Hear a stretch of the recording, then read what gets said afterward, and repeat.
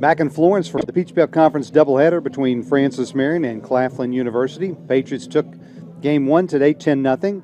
Art Inhabitant's 700th career win as a college head coach. On the mound for the Patriots here in game number two is Bailey Wendell, senior right-hander. And the leadoff batter, Steve Joyner, lifts one down the left field line, and Jack Hegan makes a nice running catch for out number one as Joyner is retired. Wendell making his third appearance, his second start of the season. He's thrown 8 2/3 innings, 7 hits allowed, 6 runs, 5 earned, 9 strikeouts, 4 walks, an 0-1 record with a 5.19 ERA. After Joyner will come D'Avion Sumter, the second baseman for the Panthers, batting .311 now in the season. 9 runs scored, 4 doubles, a triple, 10 RBIs. That leads the squad.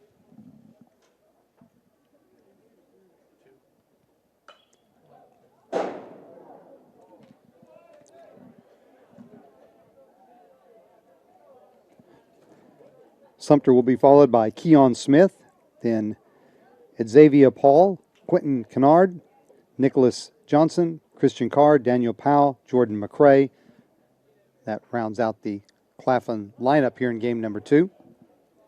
Panthers will send to the mound Mackay Holloway, senior left-hander, 0-4 record, 13.50 ERA, making his 6th appearance and 5th start of the season.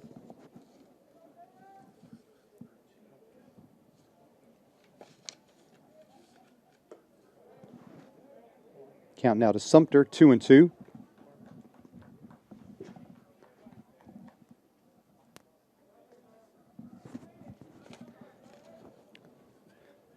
Both teams had 6 hits in today's opening contest, but 6 walks and some wild pitches helped account for the 10-0 Francis Marion win. Weston Rogers for the Patriots with the complete game, 7-inning shutout, 6-hitter, 8 strikeouts, no walks, as Sumter is retired on strikes for out number 2. Keon Smith, the DH, will stand in next. Smith batting .231, 3 doubles, a homer, 8 RBIs. He had 3 hits in last night's game, number 1, but in the first game today took the caller 0 for 3.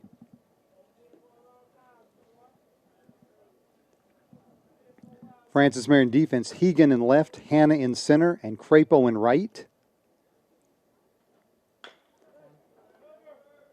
Grounded foul wide of first. Infield, Maddox at third, Cottingham at short, Wakefield at second, Nobles at first, Mickey Skoll behind home plate catching, and Bailey Wendell on the mound.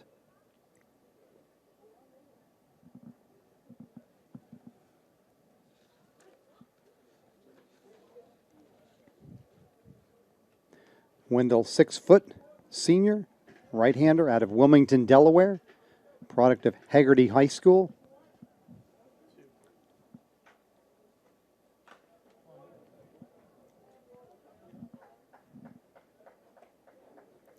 Francis Marion evened its Peach Belt Conference record at 4-4 with the Game 1 win. They are now 6-4 overall, winners of 5 in a row.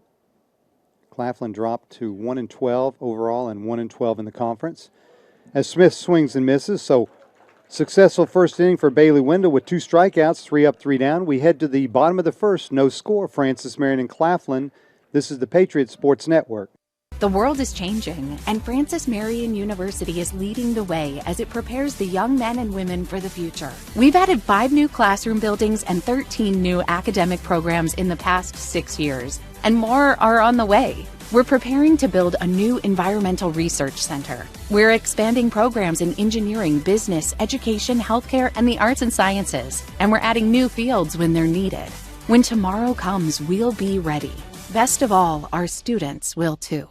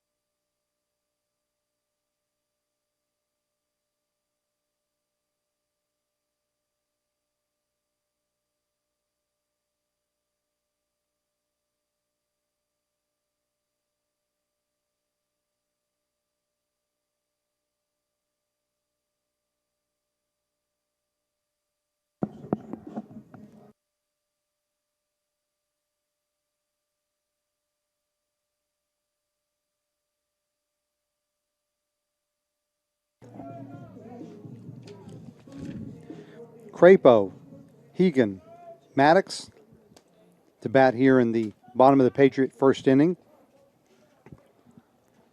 Crapo, right fielder in game number 1 today. Went 1 for 4 with a run scored and 2 RBIs.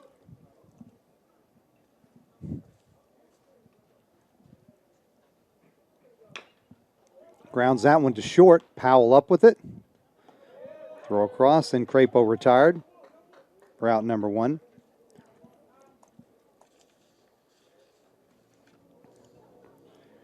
Crapo came into game number 2, batting .333. Jack Hegan will be up next, the sophomore left fielder. .381 average.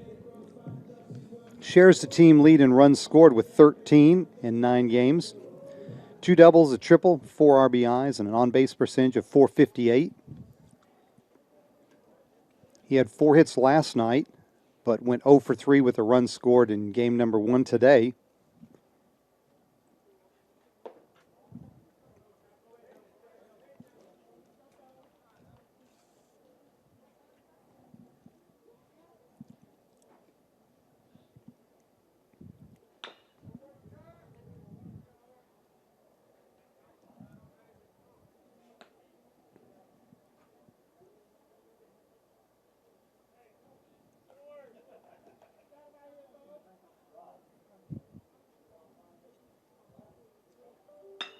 That one is grounded through the left side for a base hit.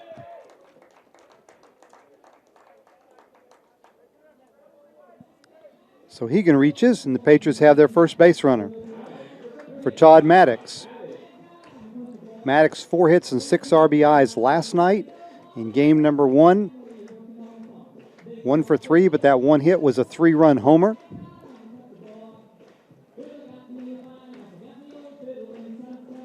Also reached on a walk and scored a run.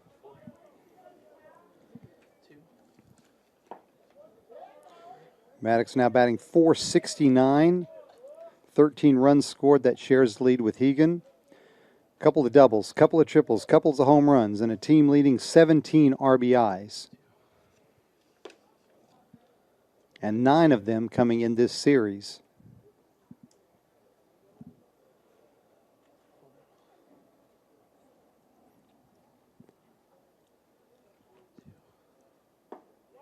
Maddox out of Winsboro, South Carolina, and a graduate of Blythewood High School. He was chosen to the preseason Peach Belt Conference All-Conference team.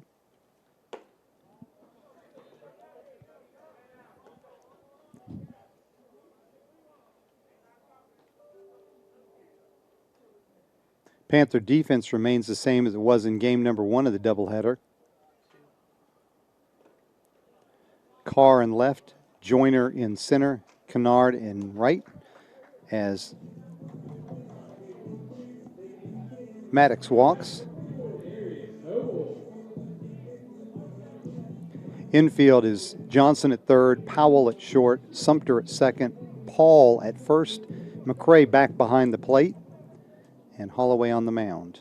As Darius Noble stands in with Patriots at first and second. Noble's batting .316, 10 runs scored, 2 doubles, 12 RBIs. That's second best on the team. And a .413 on base percentage.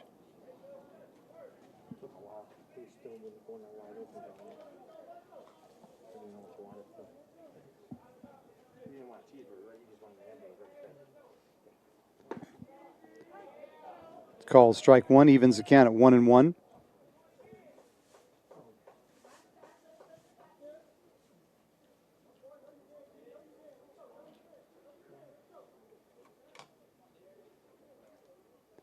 Holloway gets the sign. Swung on a missed.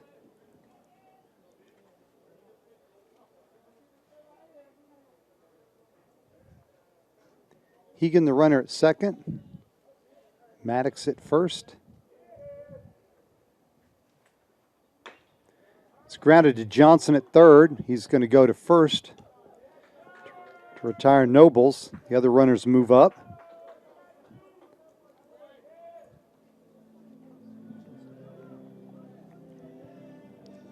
I'll bring up Grayson Cottingham. Graduate student from Florence, went 1 for 4 in today's opener. That one hit was a triple.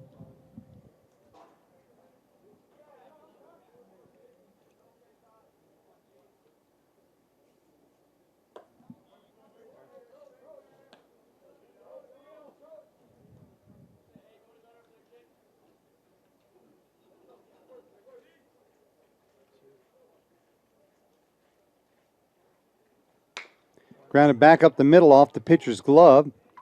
Powell recovers the shortstop, and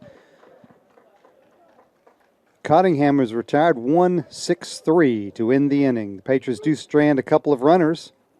We played one full inning, no score. Francis Marion and Claflin. This is the Patriots Sports Network.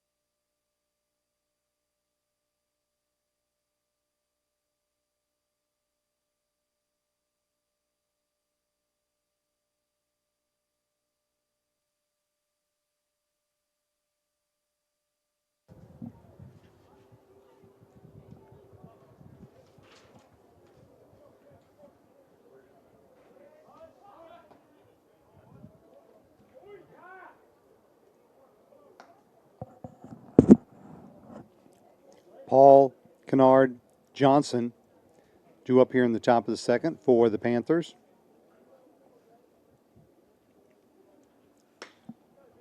Lift in the air to right center field. Crapo is over. Camps under it.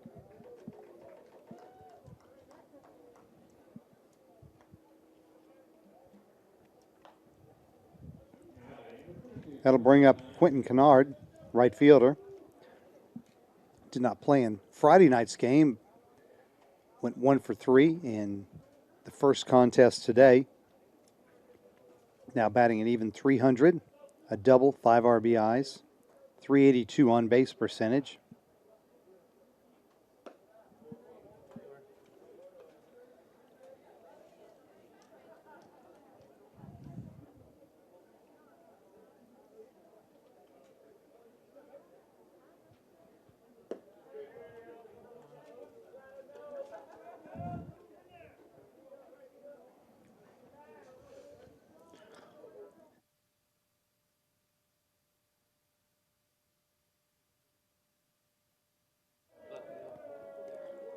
That's line to left by Kennard. He's got a base hit.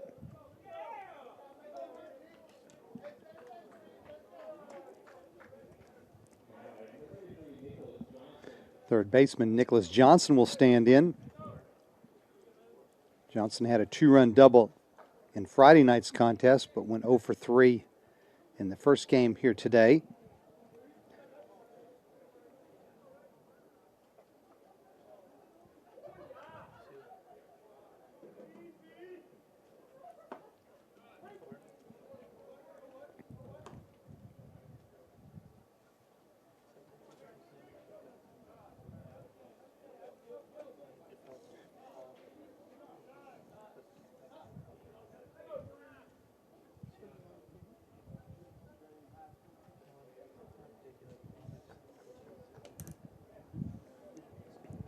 Mostly sunny, 55 as we start game 2 here. Winds out of the north at 4 miles per hour, so not much to speak of there.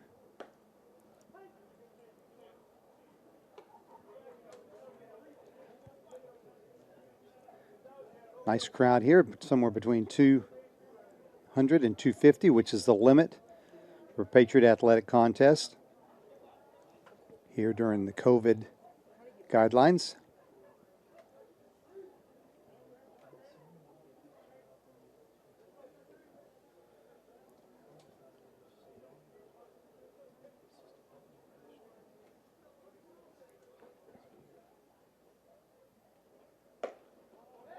Snap throw from Skull down, but Kennard is back safely to first base.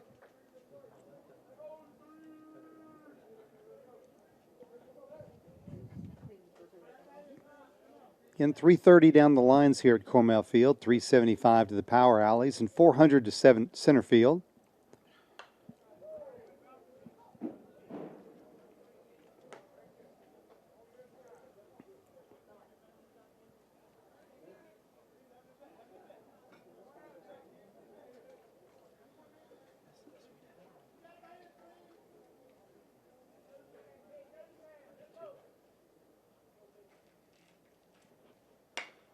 That one grounded back up the middle. One at second, on to first for a double play. Oh, not in time as Johnson beats it out.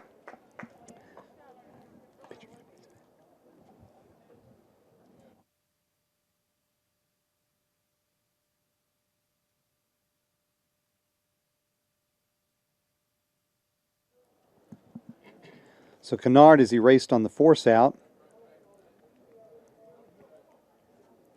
But Johnson beats the double play throw to first, and he will prolong the inning.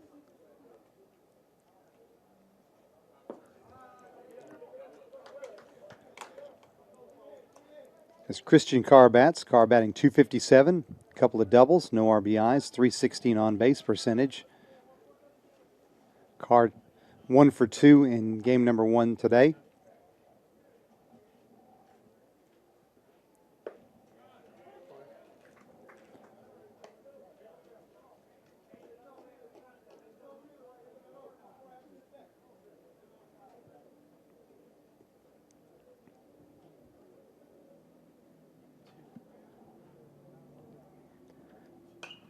Johnson, the runner at first, as that one is fouled away. Count now, no balls and 2 strikes.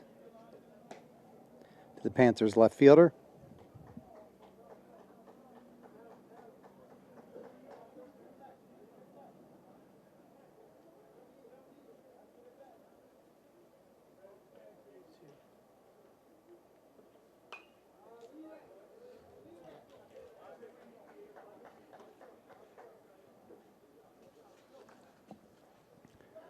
Carr from Chicago, Illinois, transferred to Claflin from Harper College.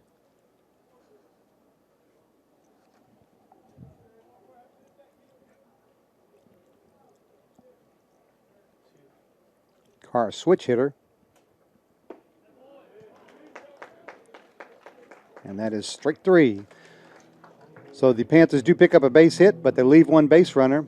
We head to the bottom of the second. No score between Francis Marion and Claflin. This is the Patriots Sports Network.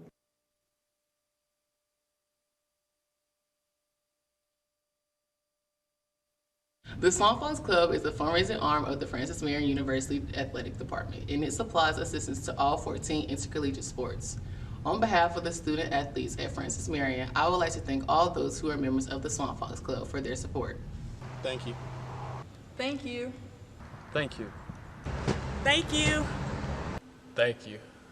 Thank you. Thank you. Thank you. Thank you.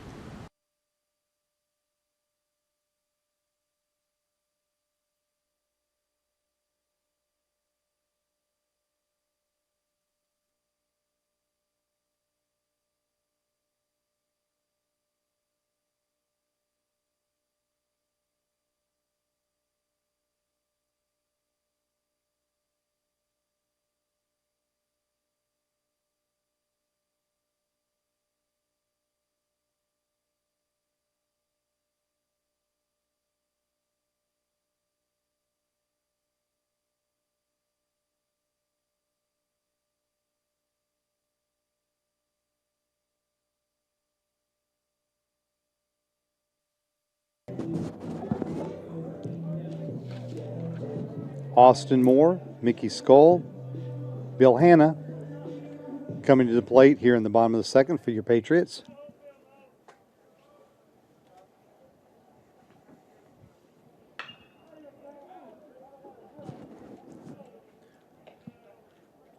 Moore appeared as a replacement player in last night's contest and picked up 3 hits. He was 0 for 1 in the opener today, but did walk twice and scored a run.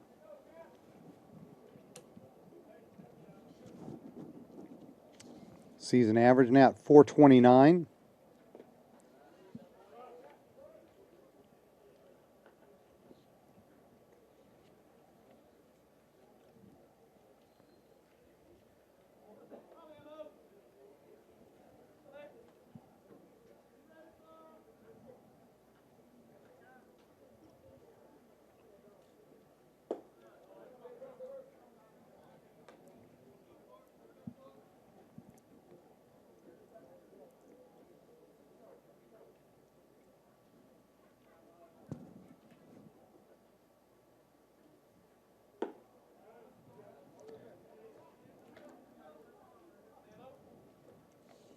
Holloway falls behind, 3-1.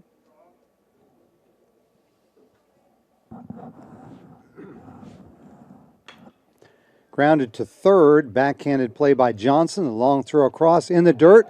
Nice pick at first by Paul, though, to retire Moore.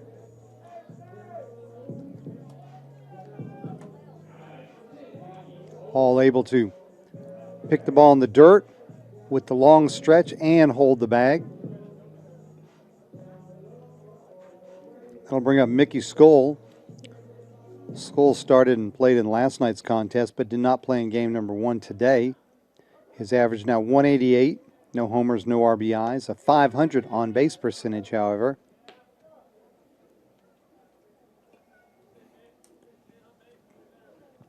Claflin, if you're not familiar, is located in Orangeburg, South Carolina, an HBCU. They are located right across the street from South Carolina State University. Panthers are members of the CIAA conference. However, that conference does not sponsor the sport of baseball anymore. Panthers needed a new home, and the Peach Belt was willing to take them as an affiliate member for this sport. That one's grounded to third. Down the line for a base hit.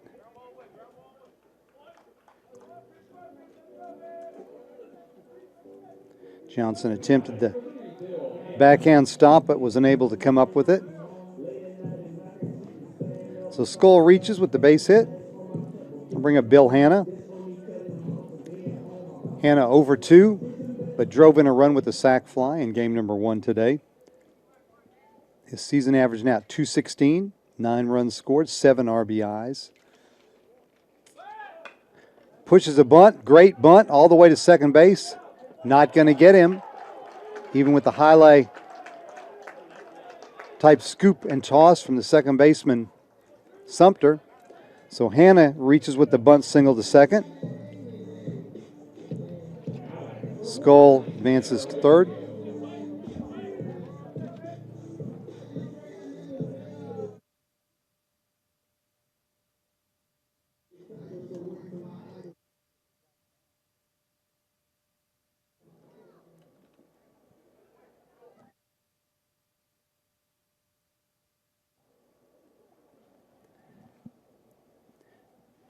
Tanner Wakefield stands in.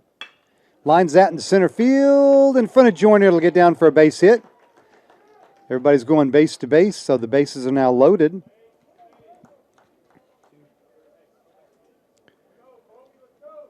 So Crapo will bat with the bases loaded and 1 out.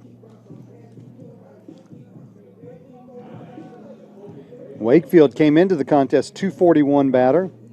No homers, 7 RBIs, so his average will go up a little bit.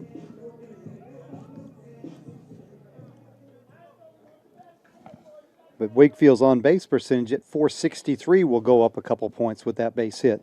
Crapo grounded out to start the Patriot first inning. He grounds to Johnson at third.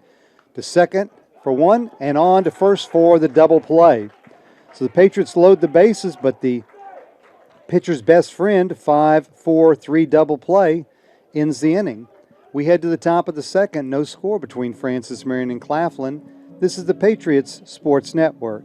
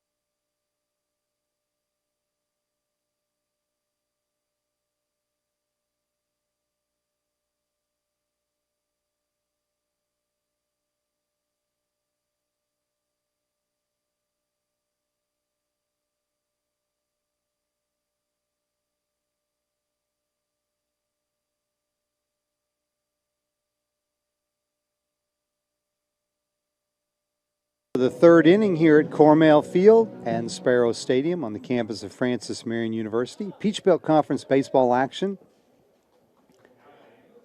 Patriots and Panthers, no score.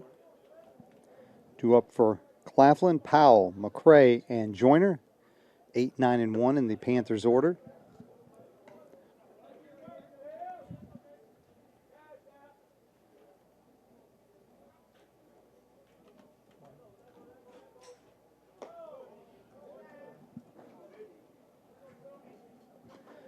Daniel Powell is 1 for 2 in game number 1. His season average now at 250. No homers, 5 RBIs, a 357 on base percentage.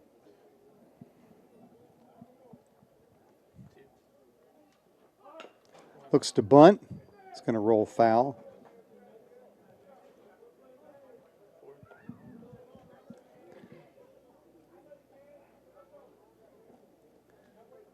Other Peach Belt action, top of the 9th. Now it looks like game number 1 has gone to UNC Pembroke, 6-2 over Young Harris. Played up I-95 in Pembroke as Powell goes down on strikes. Strikeout number 4 for Bailey Wendell. So UNC Pembroke beats Young Harris 6-2. Columbus State defeated Augusta 11-1. And Georgia Southwestern rallied to beat North Georgia in walk-off fashion 4-3 down in Americus, Georgia. And Georgia College leads USC Aiken 11-6, bottom of the 8th inning. Their contest down in Milledgeville, Georgia.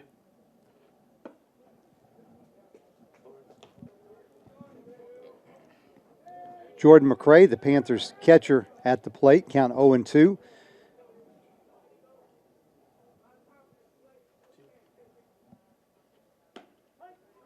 Called strike 3 for out number 2.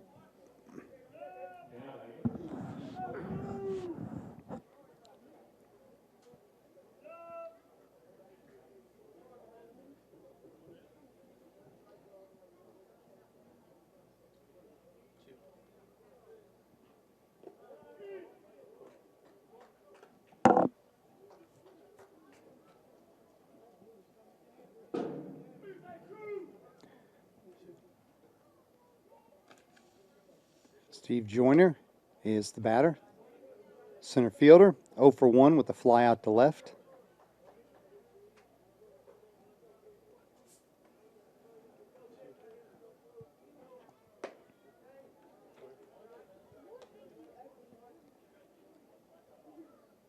Joyner leads Panthers with a 314 average now.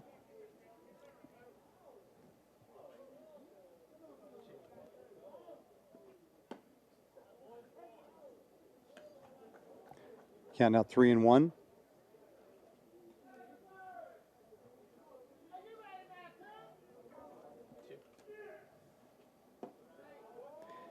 And Joyner coaxes a walk from Bailey Wendell, and the Panthers have a 2-out base runner.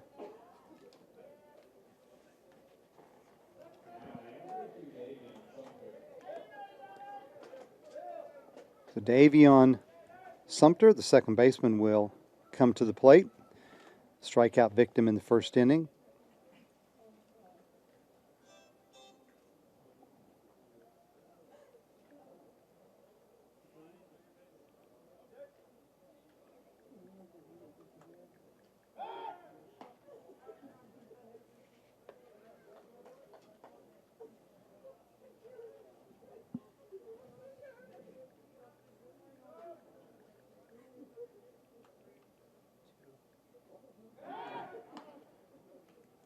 Wendell chases Joyner back a couple times.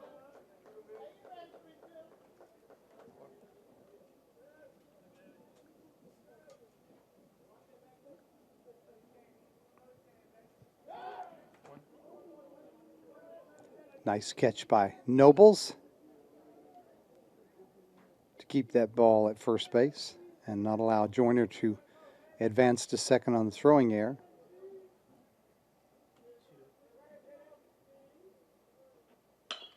It's grounded to Maddox at third. Throw across the diamond to Nobles to retire Sumter. Panthers pick up a base runner via a walk, but that runner's stranded. We head to the bottom of the third. Francis Marion nothing, Claflin nothing. This is the Patriot Sports Network. The world is changing, and Francis Marion University is leading the way as it prepares the young men and women for the future. We've added 5 new classroom buildings and 13 new academic programs in the past 6 years, and more are on the way. We're preparing to build a new environmental research center. We're expanding programs in engineering, business, education, healthcare, and the arts and sciences, and we're adding new fields when they're needed. When tomorrow comes, we'll be ready. Best of all, our students will too.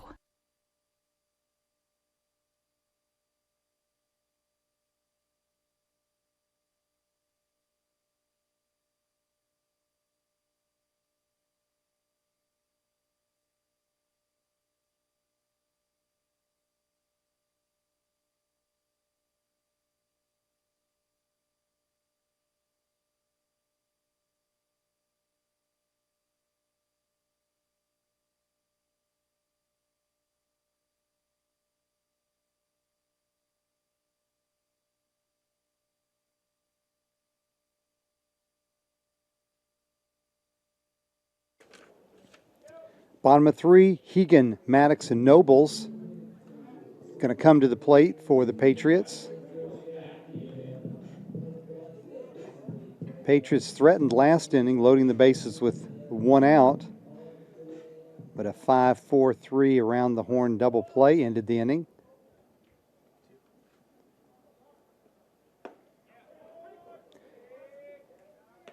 Hegan singled to left back in the first inning. His average now up to 395. But Mackay Holloway quickly ahead in the count. No balls, 2 strikes.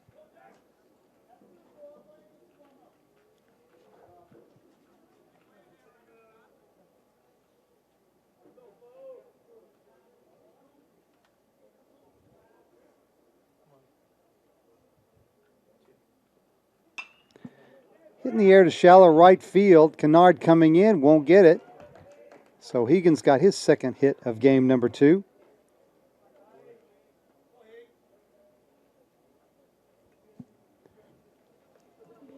And that'll bring up Todd Maddox. Maddox walked back in the first inning. That extended his streak of safely reaching base.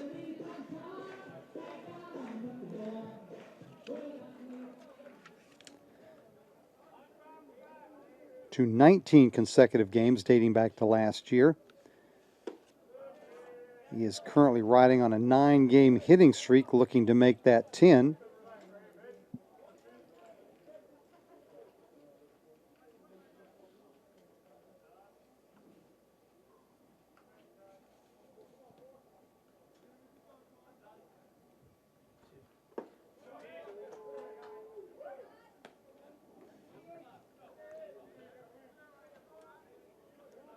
Holloway quickly ahead in the count, 0-2.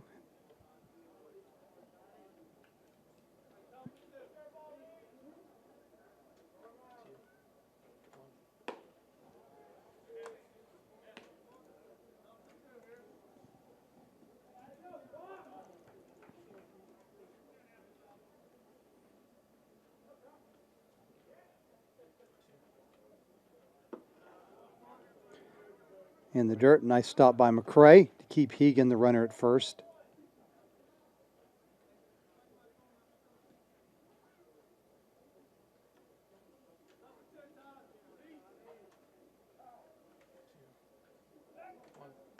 Snap throw to first, but Hegan back standing up.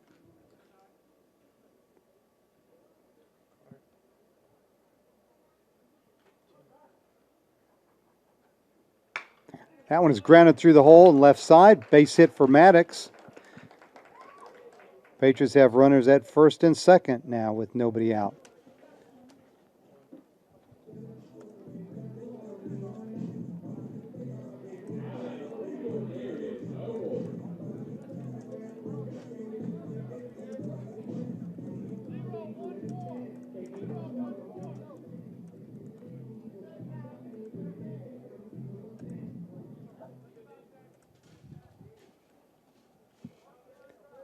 So Maddox extends his hitting streak to 10 games. That no-out single. Darius Noble's now at the plate. Noble's grounded to third in the first inning. His season average now at 308.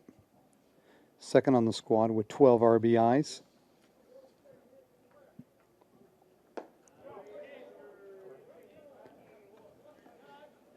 So Holloway has started each of the three batters of this inning off 0-2 ahead in the count.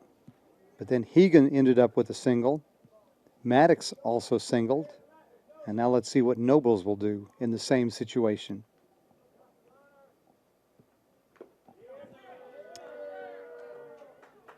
And he strikes out.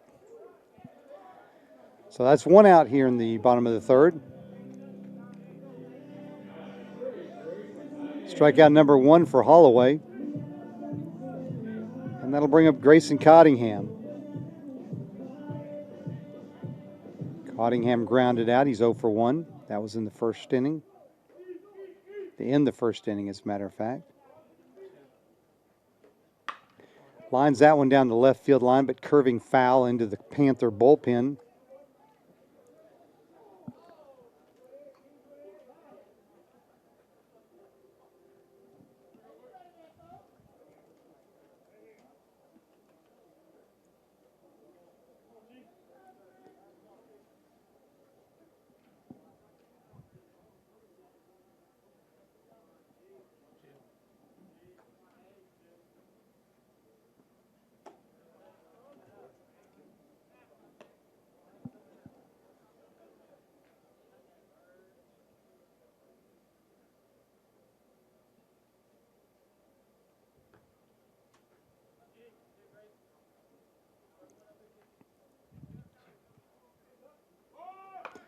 Cottingham looks to put down a bunt for a hit, but it rolls foul. If you missed it last night, we talked about how Claflin and Francis Marion have one thing that binds them together. They are home to the 1 and 2 ranked women's college basketball career scoring leaders, all time, any division. Pearl Moore, who played at Francis Marion back in the late 1970s, scored 4,061 points, the most ever by a women's college basketball player in her career, 4,061.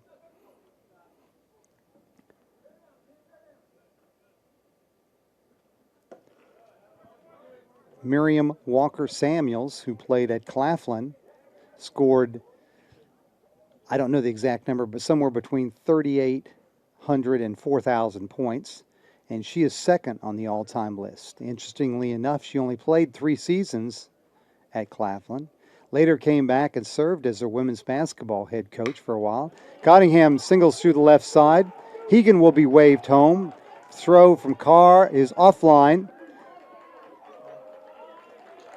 And so the Patriots take a 1-0 lead on the RBI single by Grayson Cottingham. On the play, Maddox moves all the way to third. Hegan scores.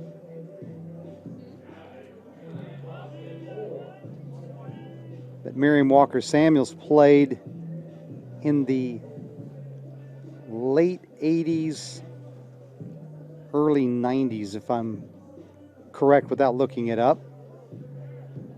But both of those young ladies could certainly put the ball in the hoop, 1 and 2 all time on the women's college basketball scoring list.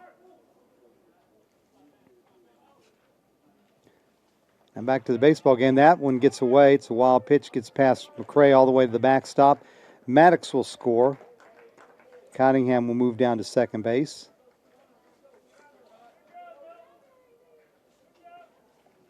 As the Patriot lead goes to 2-0.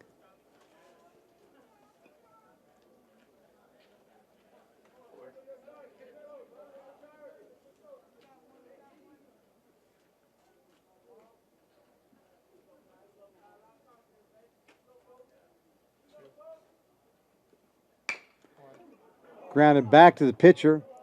Holloway feels they've got the runner hung up. And Cottingham is tagged out at third, so Moore will reach on the fielder's choice to the pitcher. And Cottingham is out 1-5, 6-5 at third base.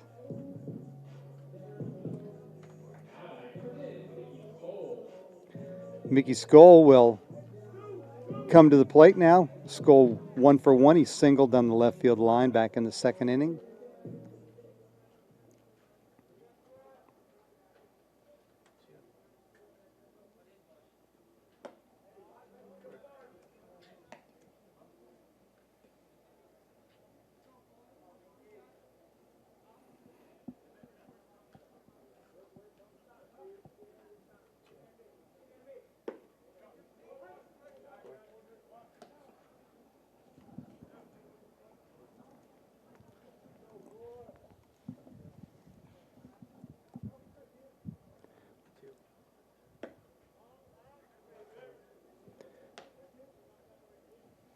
Holloway falls behind in the count, 2 balls and 1 strike.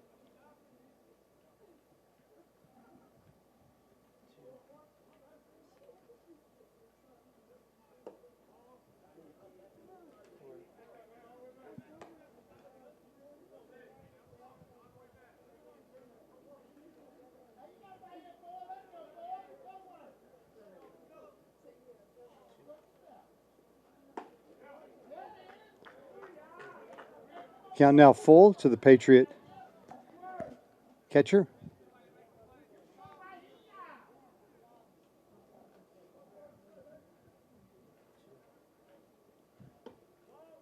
That one is down low for ball 4. So Skoll walks. Moore advances to second on the play. Patriots have 2 on with 2 outs. That'll bring up Bill Hanna, the center fielder. Hanna 1 for 1 with a single. Nice bunt single as he pushed it past the pitcher's mound to second base. Was able to beat it out.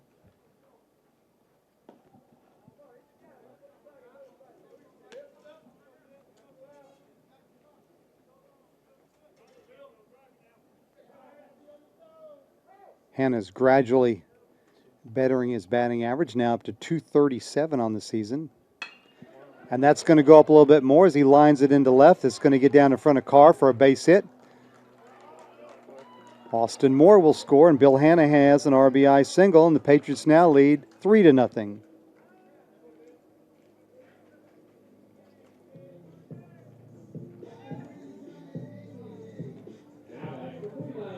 So a big 2-out hit. And looks like Carr may have been shaken up on that shoestring to Temp out in left field.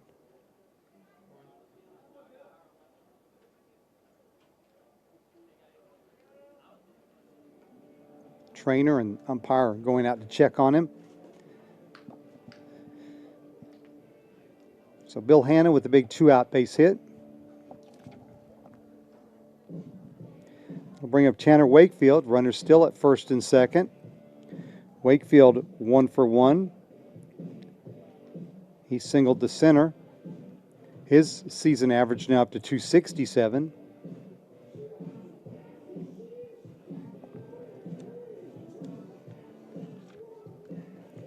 So the Patriots are only in their 11th game.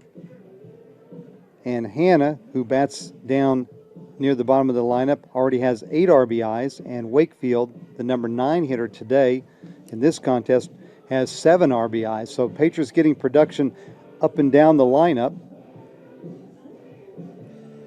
Carr appears to be okay out in left field.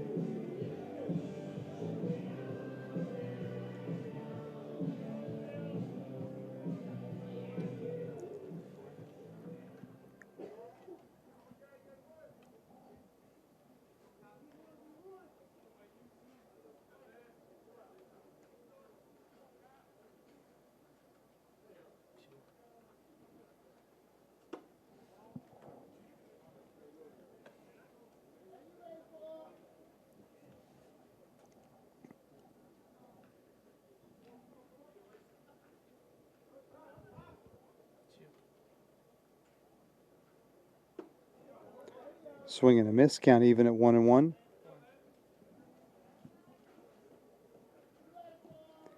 Patriots, again, no action midweek for the baseball team. They'll be back in action next weekend. 3-game series here with Lander University. A single game on Saturday at 3. Doubleheader Sunday at 1. We'll have all those games for you here on the Patriot Sports Network.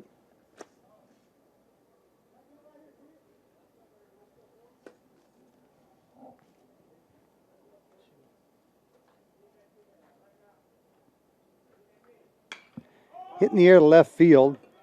Carr over, called off by Joyner. Left center makes the catch for out number 3. But the Patriots pick up a trio of runs. And we head to the top of the 4th inning. Francis Marion now leads the Panthers 3-0. This is the Patriot Sports Network.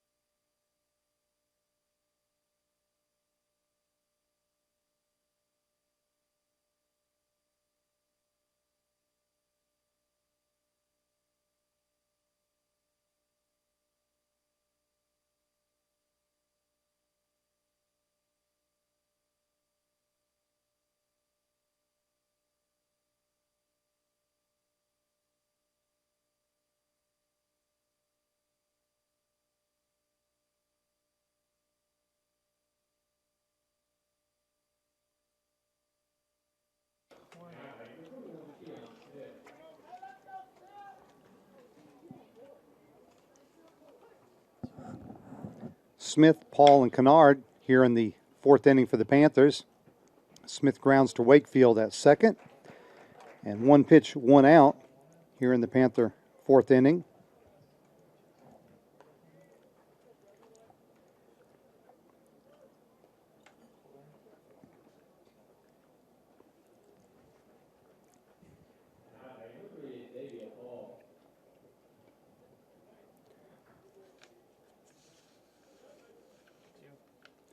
Xavier Paul, the first baseman, stands in. 0 for 1.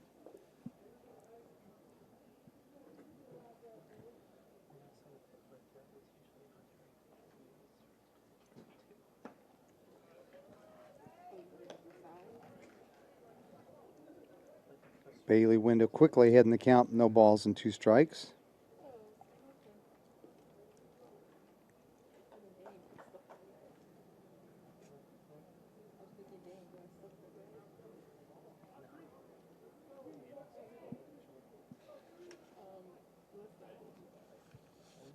Mentioned before, Paul is from Darlington, South Carolina. Previously played at Florence Darlington Tech.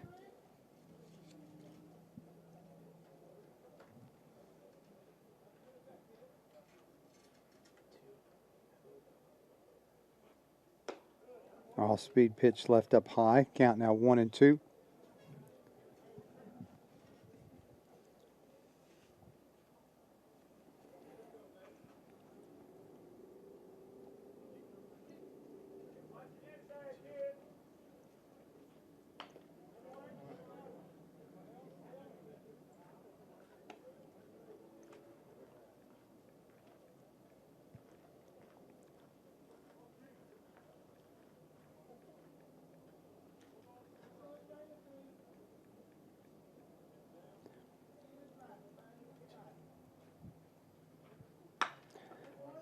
Lined into left field, and Paul has a base hit.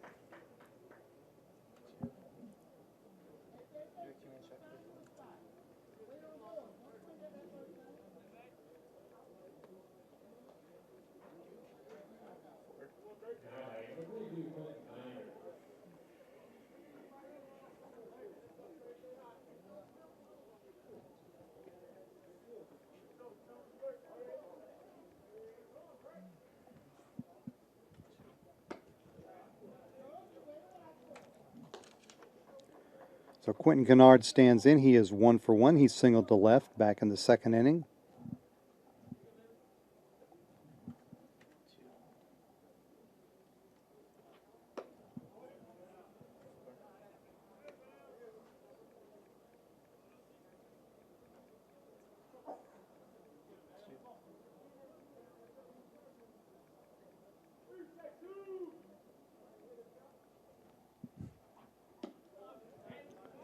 Swing and a miss.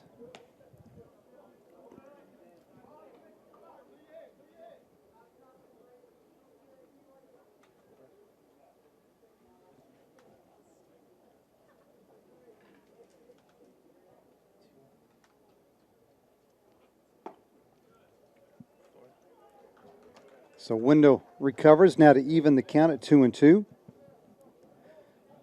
1 out, top of the 4th.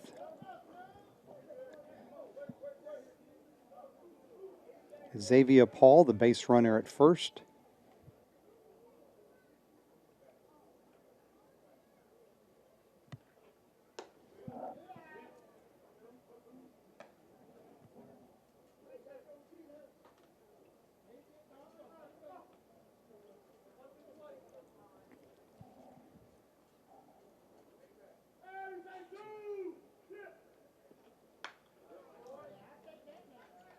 Patriot pitching has allowed only 2 runs to the Panthers in the 19 innings in the series. Those 2 runs came late in Friday night's contest on a cue ball double down the right field line that looked to be gobbled up by Mickey Skull until it hit the dirt and spun away from him. It's lined to Maddox at third. Out number 2. So 2 runs scored on that, and then Weston Rogers, the 6-hit shutout in game number 1 of today's doubleheader.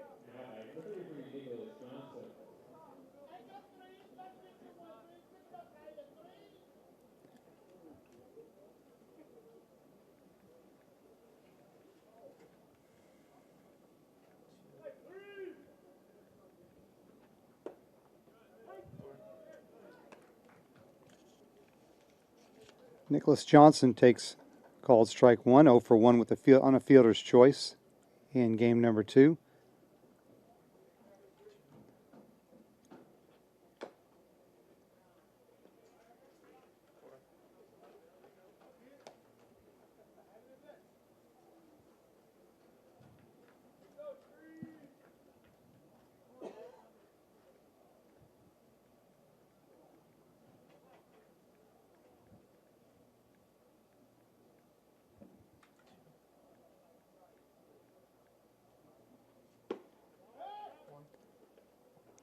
Snap throw.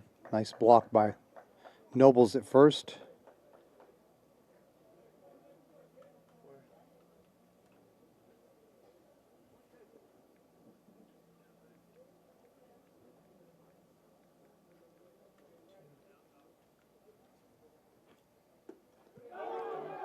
That one gets through.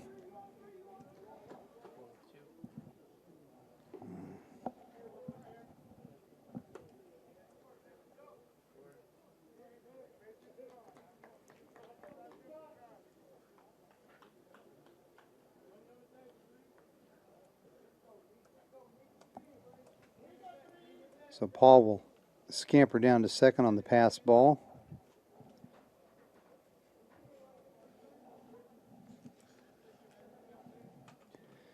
Two count. Swung on, missed.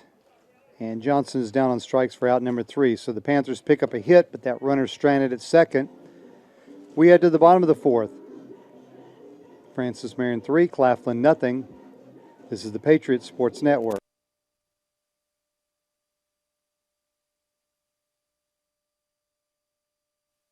The Swamp Fox Club is a fundraising arm of the Francis Marion University Athletic Department, and it supplies assistance to all 14 intercollegiate sports. On behalf of the student athletes at Francis Marion, I would like to thank all those who are members of the Swamp Fox Club for their support. Thank you. Thank you. Thank you. Thank you. Thank you. Thank you. Thank you. Thank you. Thank you.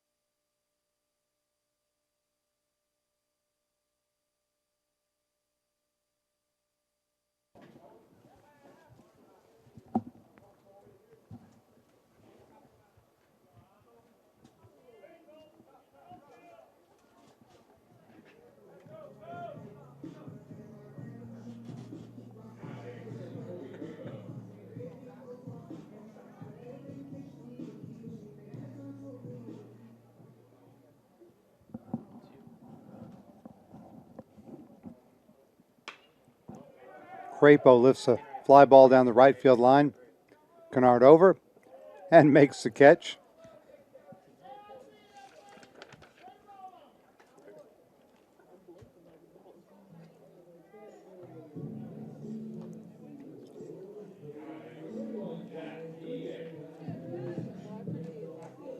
One pitch, one out here in the bottom of the 4th.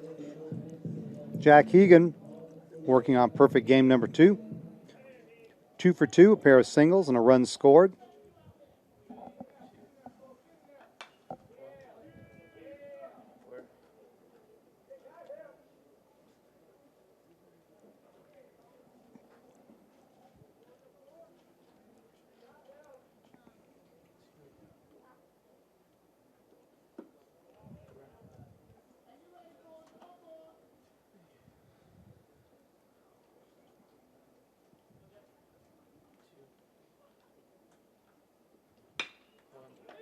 Hit to center field. Joyner over.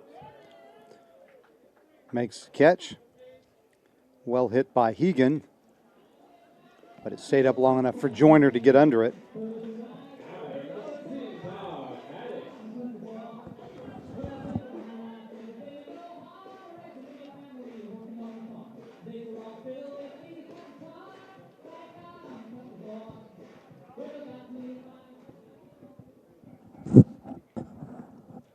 Todd Maddox stands in with 2 outs. Maddox 1 for 1, walk, single and a run scored. Season average now at 480. Hits it hard, but right at the shortstop. Powell throws across to Paul, and the Patriots go quickly, 1-2-3 in the top of the fourth. We head to the bottom of the fourth. We head to the top of the fifth. Francis Marion 3, Claflin nothing. This is the Patriots Sports Network.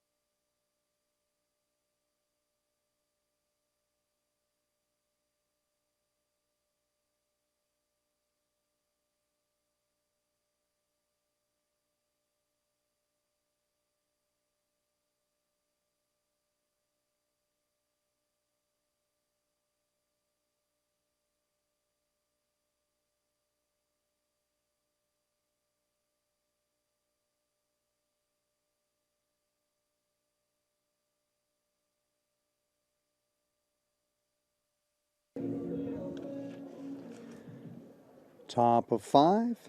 Spots 7, 8, and 9 due up for the Panthers. Carr, Powell, and McCray. Carr, a strikeout victim, his first trip, as Bailey Wendell has fanned 6 and walked only 1 through the first 4 innings.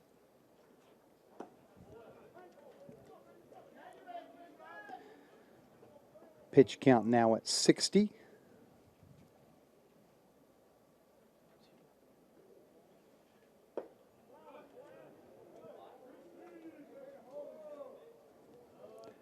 Carr's season average now at 250.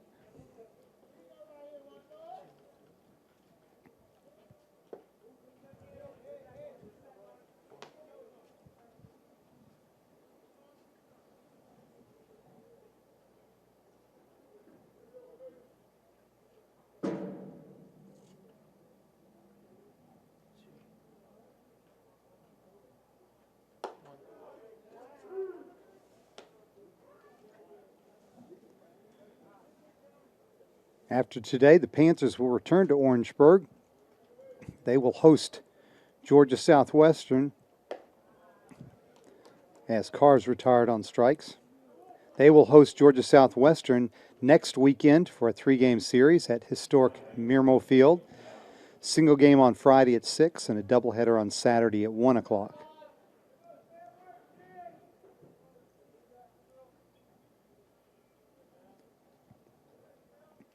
Daniel Powell now steps in. Powell, a strikeout victim, his first trip, as Wendell is now fan 7.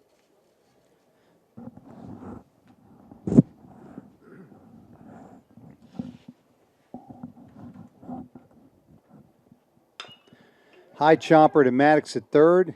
Fights the sun, the long throw across. Not in time. So an infield single for Powell. Maddox did all he could on that one. Had to wait for it to come down, fight the sun. Strong throw across. And first base umpire Greg Stanley said Powell beat the throw. We'll bring up Jordan McCray, the catcher. He's 0 for 1, a strikeout victim back in the third.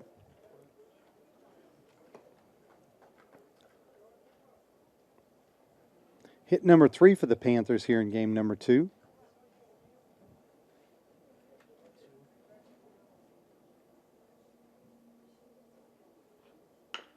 That one's grounded to Cottingham. Goes to Wakefield at second. Throw to first. In time, double play. So the base hit is quickly erased on the 6-4-3 double play. We played 4.5. We head to the bottom of the fifth. Francis Marion 3, Claflin nothing. This is the Patriots Sports Network.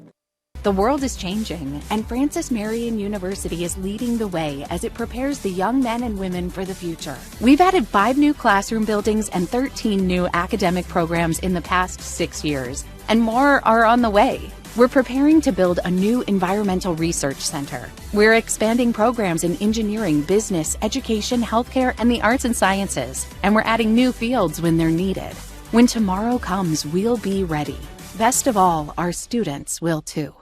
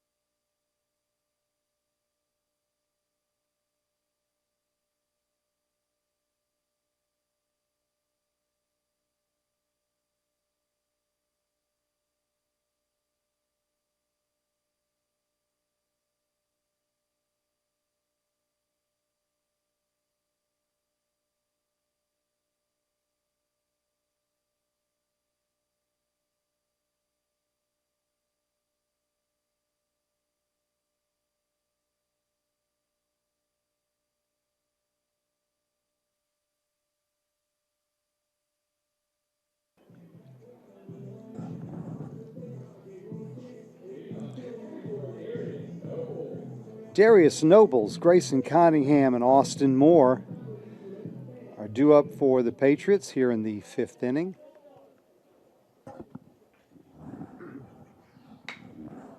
Nobles grounds it through the right side into right field for a base hit. So just like that, the Patriots have a base runner. Nobles' first hit here in game number 2. He was 1 for 4 in the opener today. So Grayson Cottingham will be up. Cottingham 1 for 2. Ground out and a single. RBI single at that.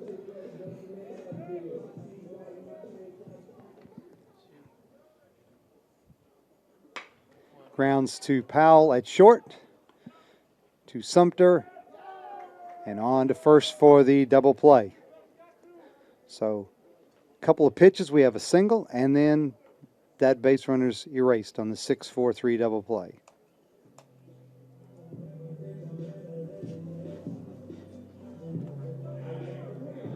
So in an unusual way, 2 pitches, 2 outs. So Austin Moore will stand in. Moore 0 for 2. Reached on a fielder's choice and scored a run in the 3rd inning.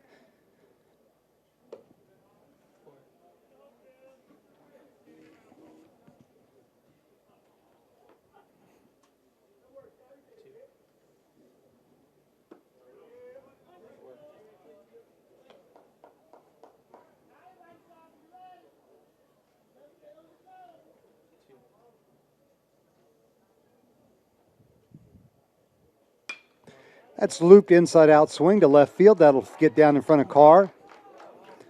Austin Moore has a base hit.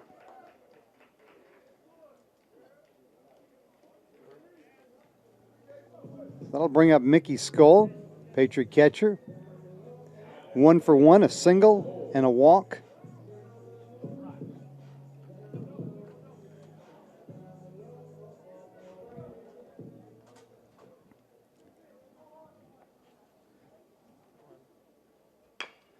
Skull chopper to third. Johnson with the play. The long throw across. Nice stretch by Powell, and Skull is retired.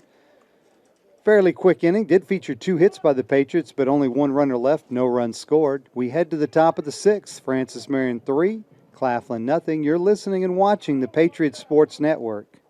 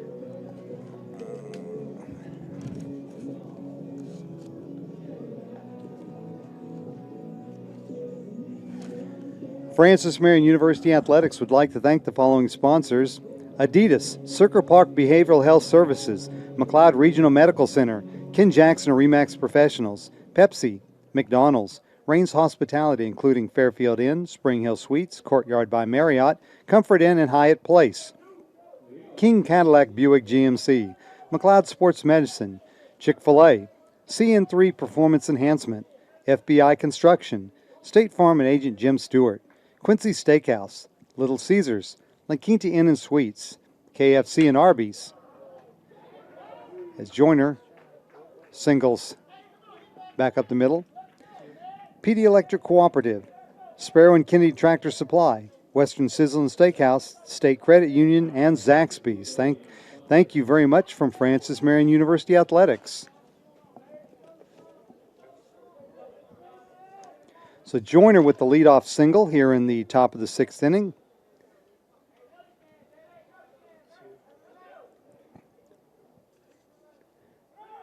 Davion Sumter bats. Joyner is going to steal second. His third stolen base of the year. As Sumter took ball one at the plate. Sumter 0 for 2, a strikeout and a ground out.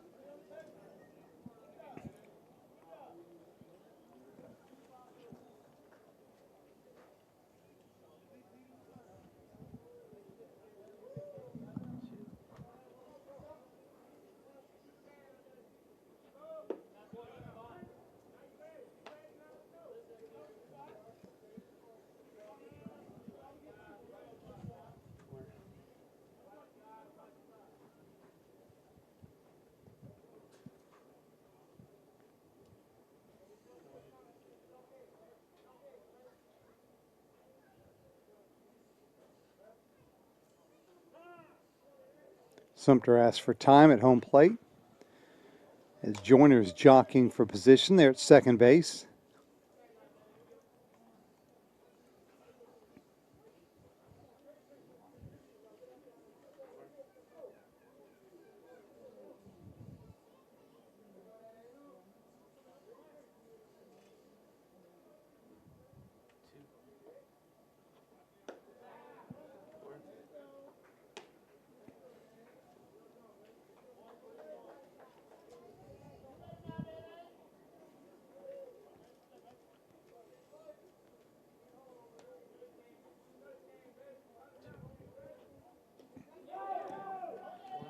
So Joyner will go to third on the wild pitch. Count now to Sumter goes to 3-1. This is the first time that the Panthers have had a runner on third here in this game. That'll bring a visit from head coach Art Nabinant. Wendell up to 74 pitches. He's allowed 4 hits, struck out 7, walked only 1.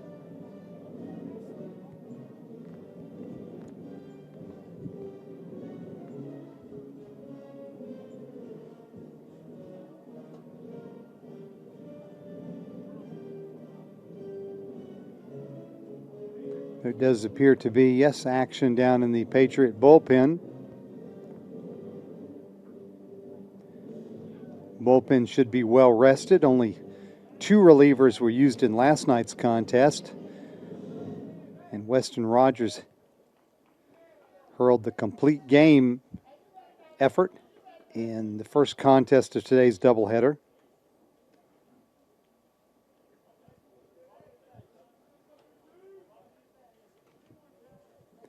So no outs, runner on third.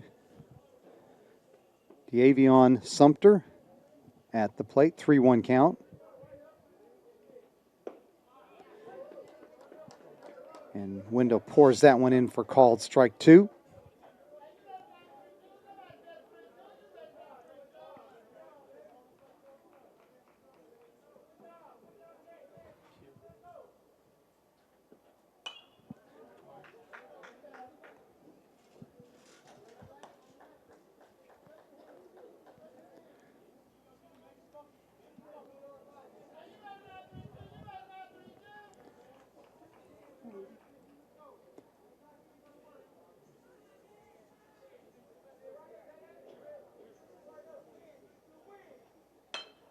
Grounded back to the mound.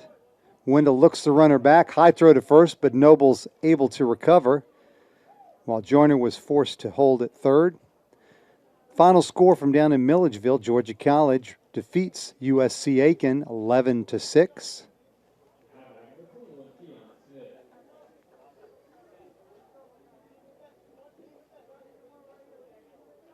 That'll bring up Keon Smith 0 for 2 in the second contest, as Joyner remains the runner at third base. That one's fouled at the plate for strike one.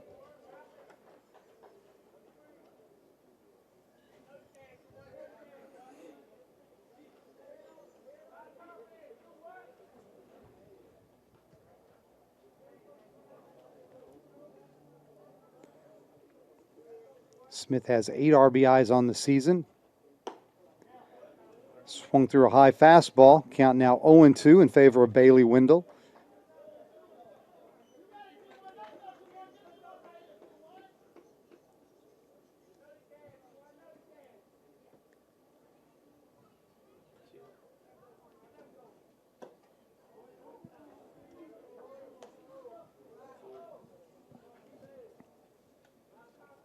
And Xavier Paul is in the on-deck circle for the Panthers.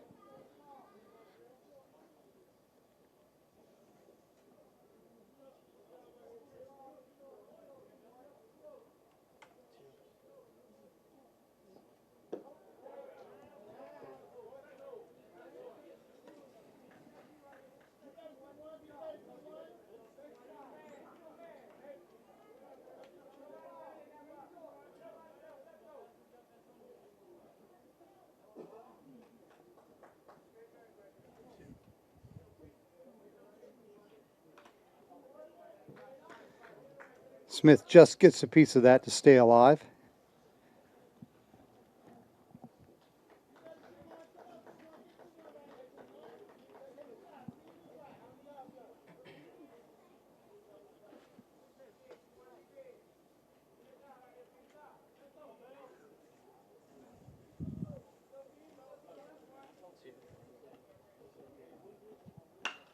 Lined right at the shortstop Cottingham for out number 2.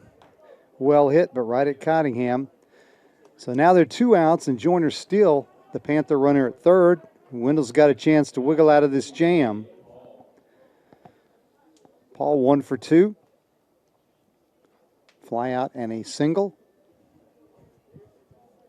His season average now at 258. He's got a homer and 4 RBIs on the season.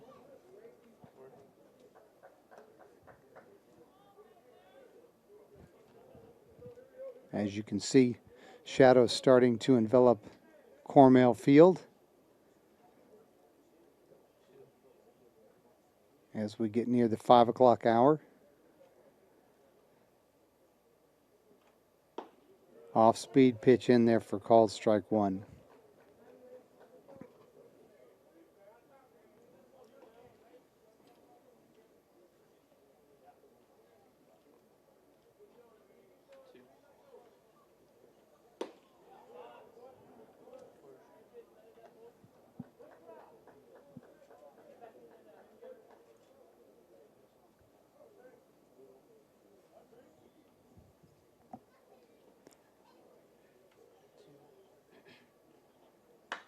That's hit on the line, down the left field line, but foul into the bullpen. Paul a little bit out in front of that one. Hit it well, but just a noisy strike. 2-2 count now with 2 outs here in the top of the 6th inning.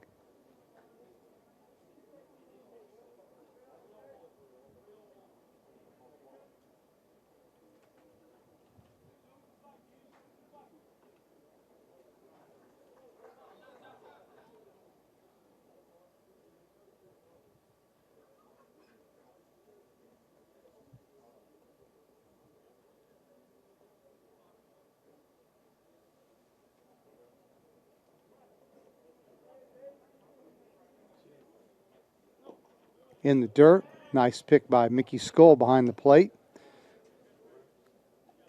Keep Joyner at third. Count now on Paul is full.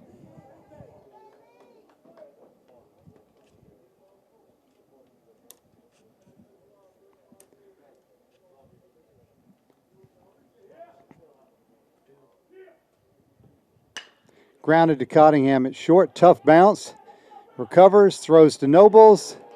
In time, inning over. So Joyner with the leadoff single eventually ends up at third with no outs, but Patriots strand in there.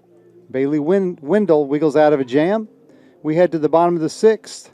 Francis Marion 3, the Panthers nothing. This is the Patriots Sports Network.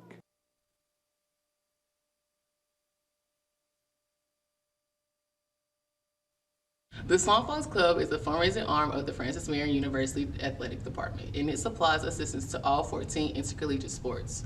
On behalf of the student athletes at Francis Marion, I would like to thank all those who are members of the Swamp Fox Club for their support. Thank you. Thank you. Thank you. Thank you. Thank you. Thank you. Thank you. Thank you. Thank you.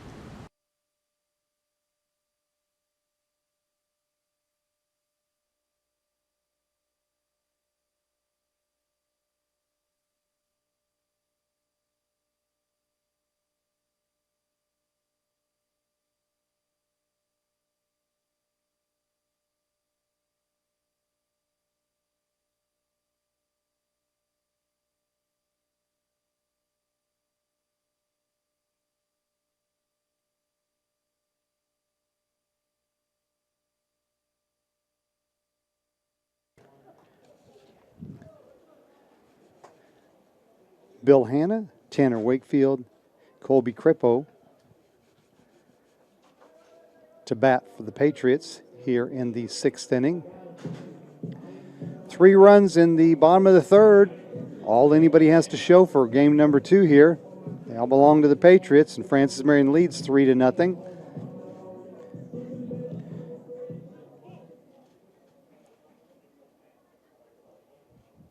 One run scored on a wild pitch, and then RBI singles by Cottingham and Hanna accounted for those 3 runs.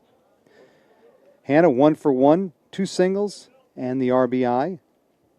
His season average now up to 256.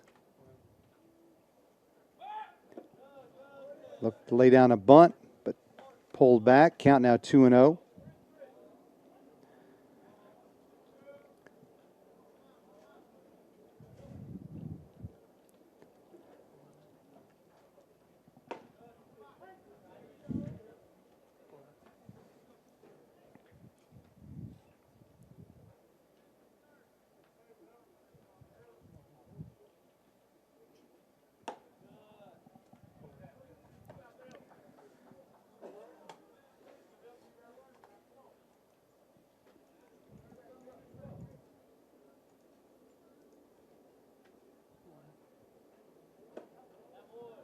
Inside, and Hanna draws the leadoff walk.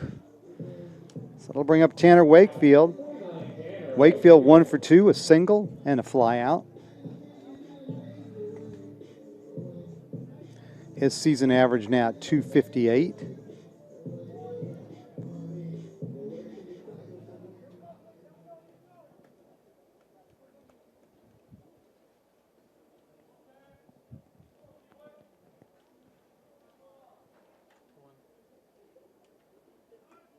Looks to lay down a bunt.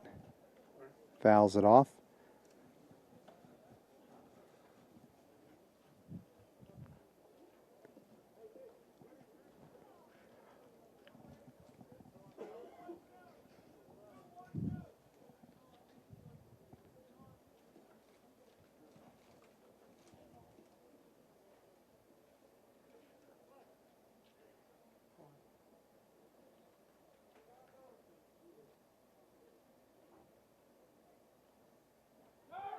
Runner going, swung on a miss to protect the runner,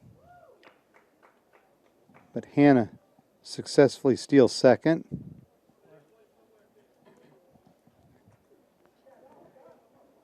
Wakefield nearly interfered with the catcher as he swung through that outside pitch and ended up crossing home plate. But credit Hanna with his 4th stolen base of the year. He's 4 for 5.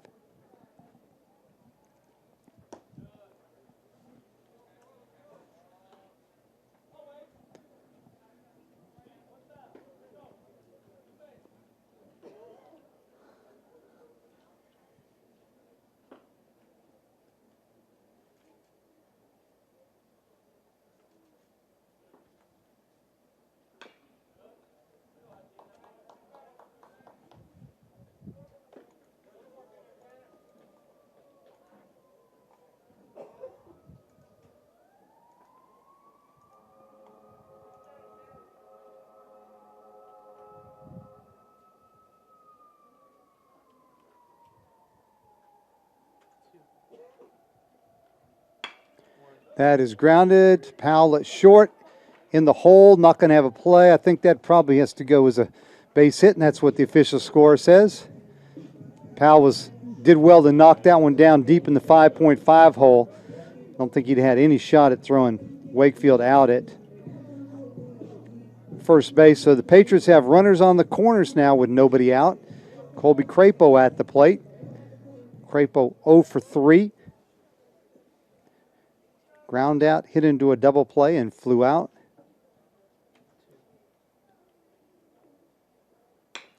Grounds that one to Powell at short. Funny hop, but he recovers. Gets the force at second. But Crapo does drive in the Patriots' 4th run.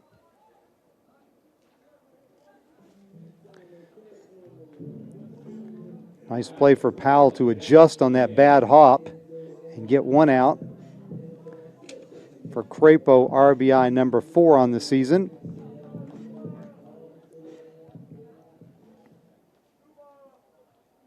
And the Patriot advantage now grows to 4-0 here in the bottom of the 6th. Crapo dives back safely on the pickoff attempt by Holloway. Mackay now up to 77 pitches, 11 hits allowed, 1 strikeout, 3 walks. That one was close with Crapo going in standing up.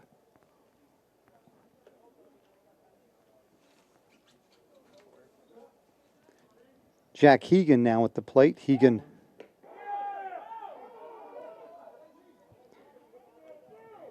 now 2 for 3. A couple of singles, runs scored.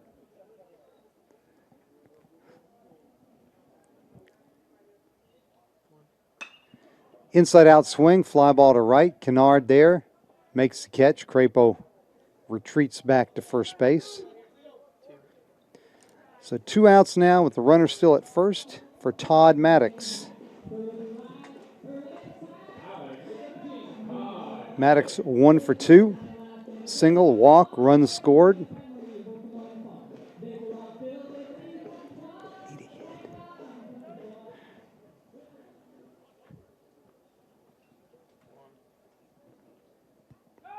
Runner going. Crapo flies it down the right field line. Kennard giving chase. Not going to get there. That's extra bases. Crapo will score easily.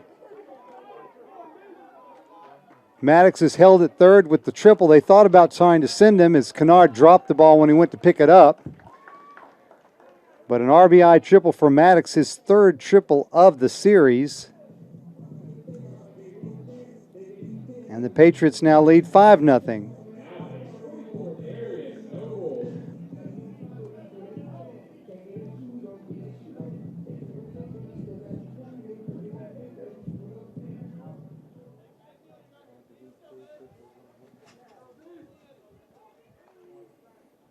Darius Noble stands in. Maddox now the runner at third.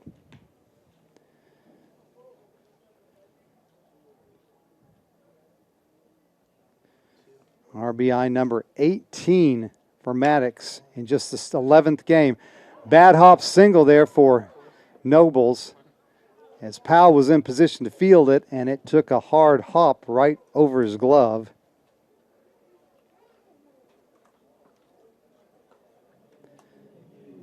For Nobles, RBI number 13 as Maddox scores from third, and the Patriots now lead 6-0.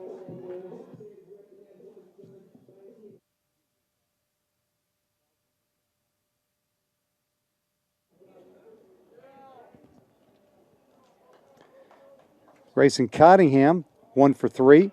Looks to bunt for a hit. Holloway makes a nice play. The long throw, not in time. So Cottingham with the bunt single to the left of the pitcher's mound. Patriots now have runners at first and second with still 2 outs here in the 6th inning. Cottingham just put it in the right place. Mackay made as good a play as he possibly could, but Cottingham beat the throw. So Austin Moore now bats with the chance to add on for the Patriots. Patriots with 4 hits in the inning now.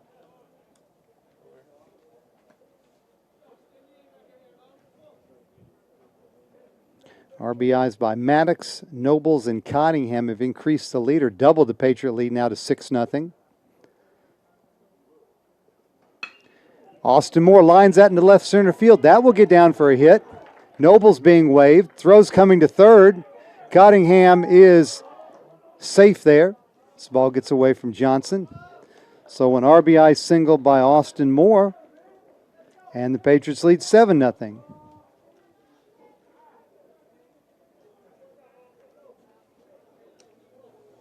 So 4 consecutive run-scoring hits for the Patriots.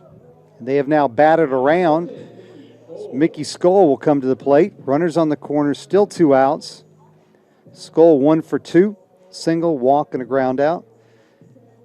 And Coach Randall will make the slow walk to the mound. And looks like they will make a pitching change. We'll be back in just a minute to tell you who the new pitcher is.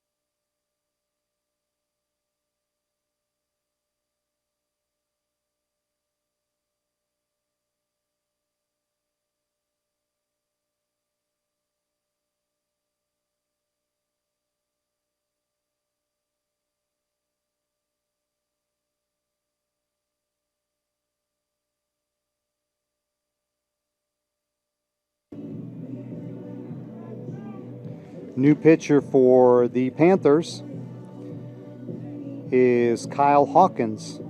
With a name like that, he's got to be pretty good.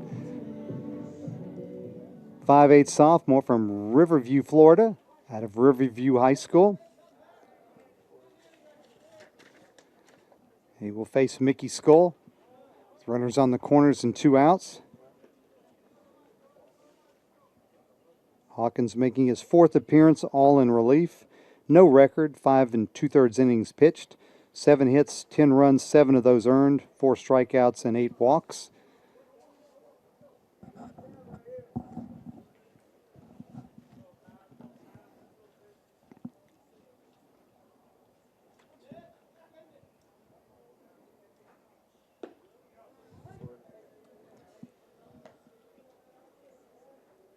Patriot lead, as we mentioned, now at 7-0 with the 4 runs here in the bottom of the 6th. Patriots looking for the sweep of today's Peach Belt Conference doubleheader. FMU took game 1, 10-0, behind the shutout pitching of Weston Rogers, and also marking the 700th career coaching win for head coach Art Nabonet. That spans few years at North Greenville College before he came to Francis Marion. Earlier this season, he coached in his 1,000th game as the Patriots head man. Runner going from first, doesn't matter, a Skull walks. And the bases are now loaded for Bill Hanna.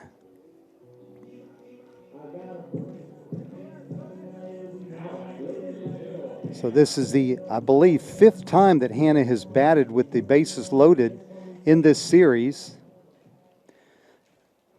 In this game today, he's 2 for 2 with a walk, RBI, and a run scored, and a stolen base.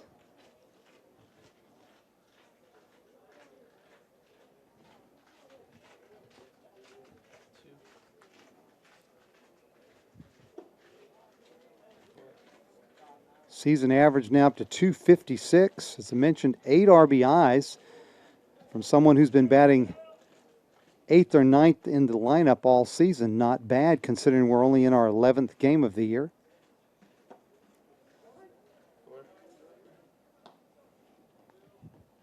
Cottingham, the runner at third. Moore, the runner at second, and Skull, the runner at first.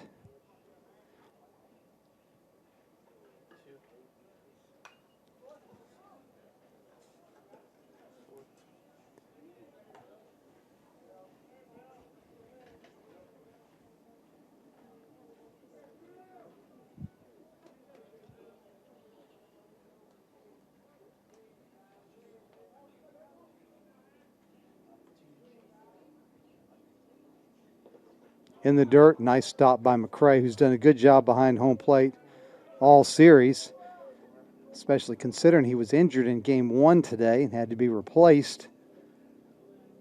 Hard slide coming into home plate trying to score a run.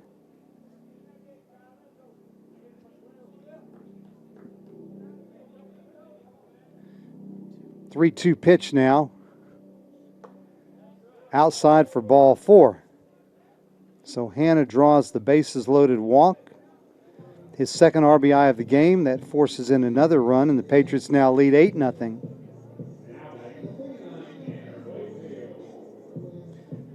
So Tanner Wakefield will bat for the second time in this inning. He singled earlier and was forced at second. All of the damage here this inning has come with 2 outs. As all 5 runs have scored with 2 outs. Wakefield 2 for 3 in game number 2. His season average still climbing, 281.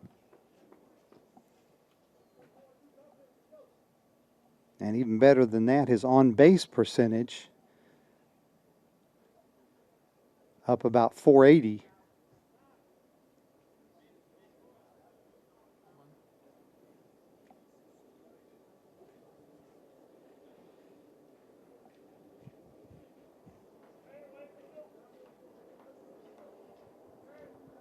More action down in the Panther bullpen.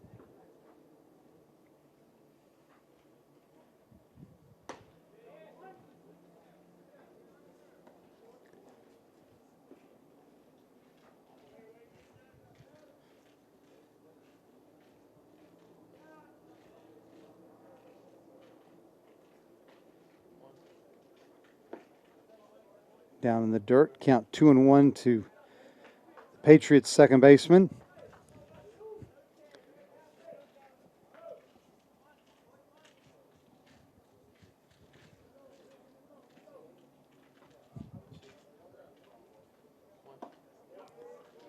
Swing and a miss, evens the count.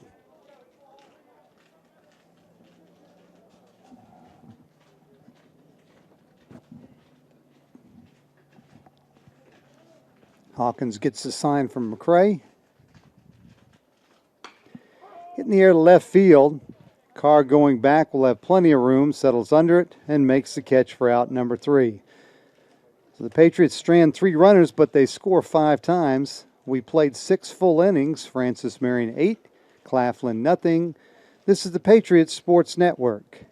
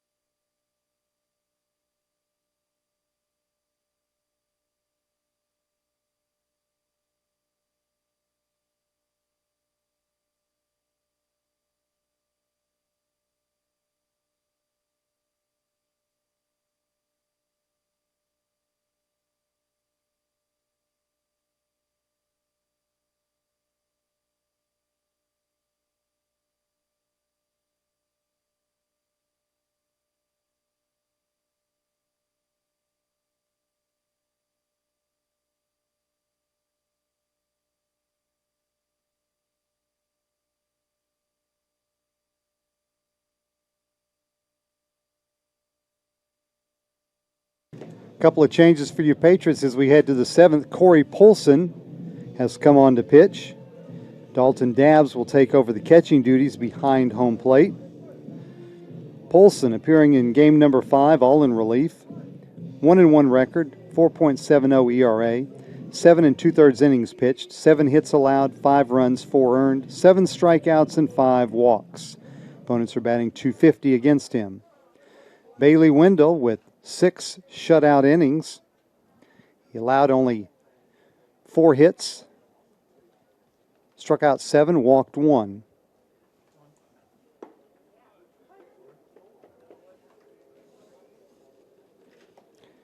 Quentin Kennard leads off the Panthers' 7th. Kennard 1 for 2, single and a line out.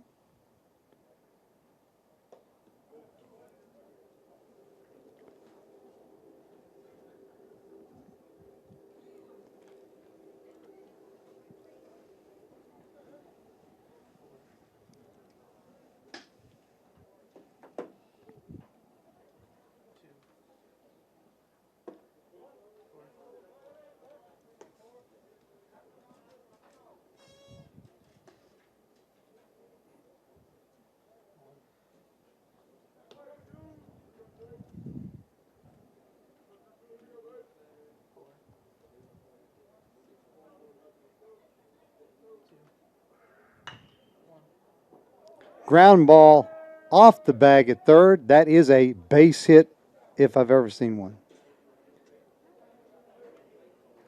So Kennard with his second hit of game number 2. Lined it off the third base bag. Bring up Nicholas Johnson, third baseman. Johnson 0 for 2.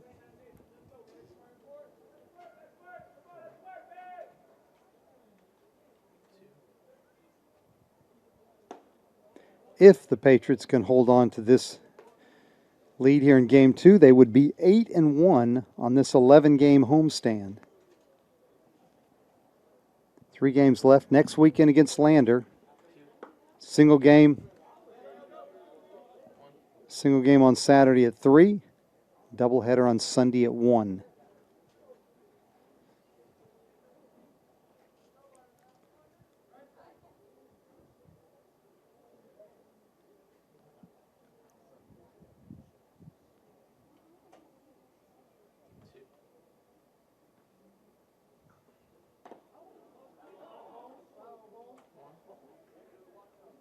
And I believe that's going to be ruled a foul ball, a tough foul ball as it came in on Johnson and caught him on the hand, on the bat.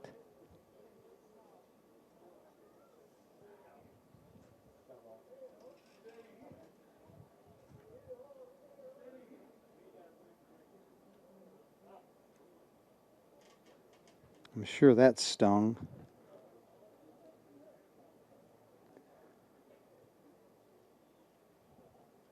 Athletic trainer from Claflin will tend to Johnson.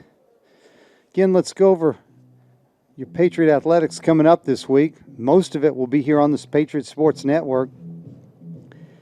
Men's soccer hosts Flagler Monday at 6 o'clock. Women's volleyball hosts USC Aiken Tuesday at 6 o'clock. Women's softball hosts Barton for a doubleheader on Wednesday at 4 o'clock. And volleyball back in action on Thursday at 6 o'clock, hosting Augusta University. All those will be here on the Patriot Sports Network. And then the tennis team will be back in action next Friday, hosting North Georgia at 1 o'clock on the Kasab courts. And then next weekend, the tennis team will be hosting Young Harris while the baseball team plays its 3-game series here with Lander University. Johnson seems to be ready. He's back in. Lined over the third baseman's head into left field for a base hit. So leadoff hits by Kennard and Johnson have Panthers on first and second with nobody out here in the top of the 7th. Bring up Christian Carr, switch hitting left fielder. 0 for 2 with 2 strikeouts.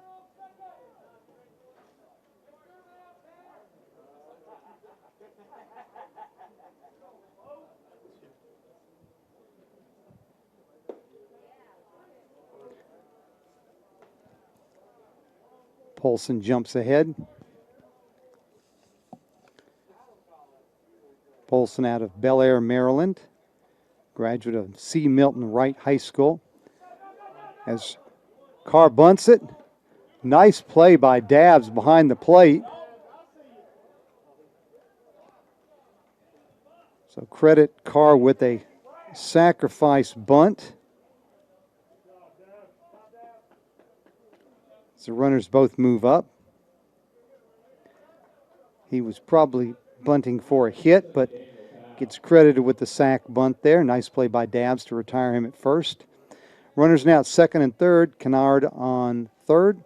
Johnson on second as Daniel Powell, the shortstop, stands in. Grounds that one to Cottingham at short. 1 run will score as he goes across to retire Powell.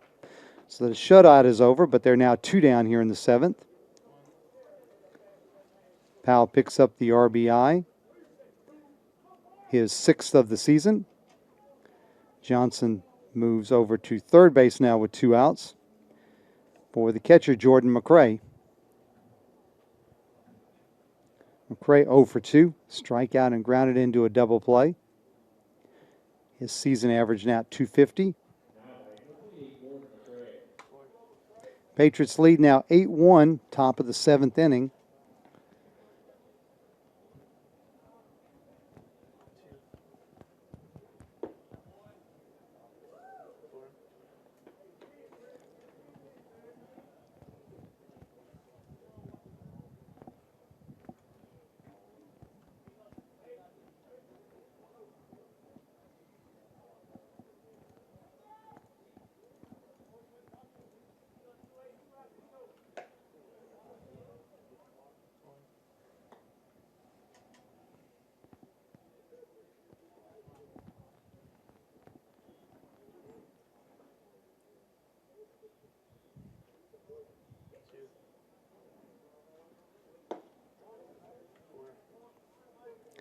Polson misses inside. Count now 2-1 to the Panther catcher.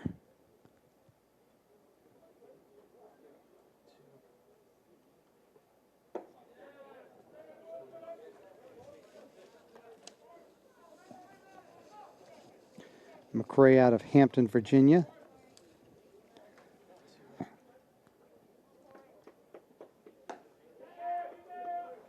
And Polson walks McCray. So they're runners on the corners now with 2 outs. I'll bring up the leadoff man, Steve Joyner. Joyner 1 for 2. Fly out, walk, and a single. And looks like we're going to have a pinch hitter for Joyner.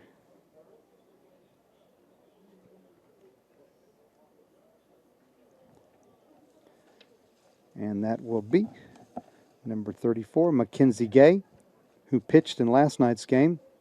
6'4" sophomore, left-handed bat out of Broomfield, Connecticut. Transferred to Claflin from Spartanburg Methodist College.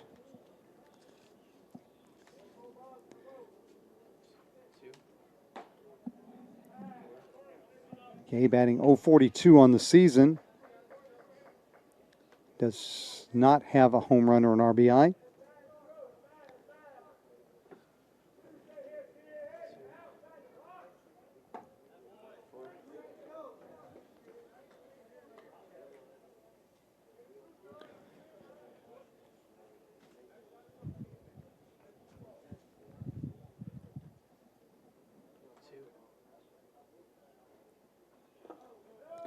Inside in the dirt, good stop by Dabbs.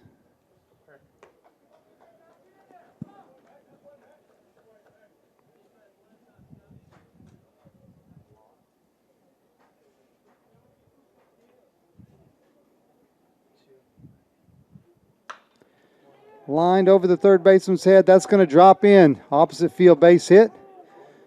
So Gay has his pinch hit RBI single.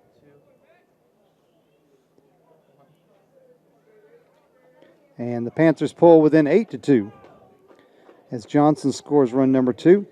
McCray moves down to second.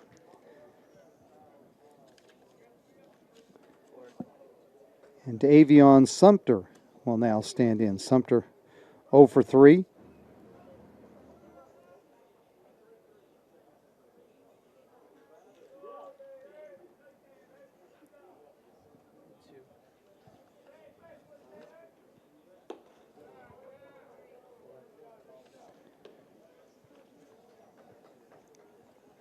And Art Nabinet will take time to visit the mound.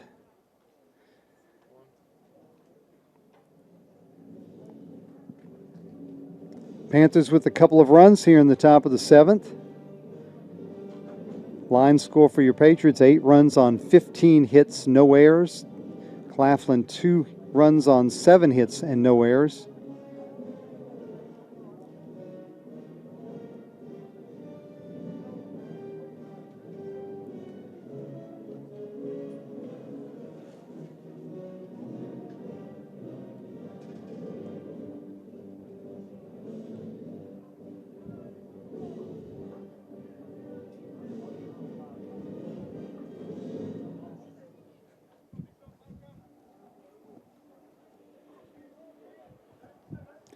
So Coach Nabinet has imparted his wisdom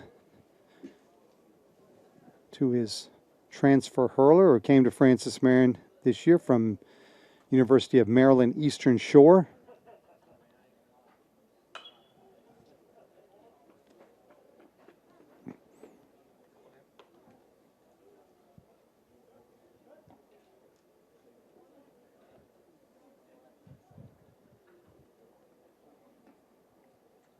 Count 1-1 to Sumter.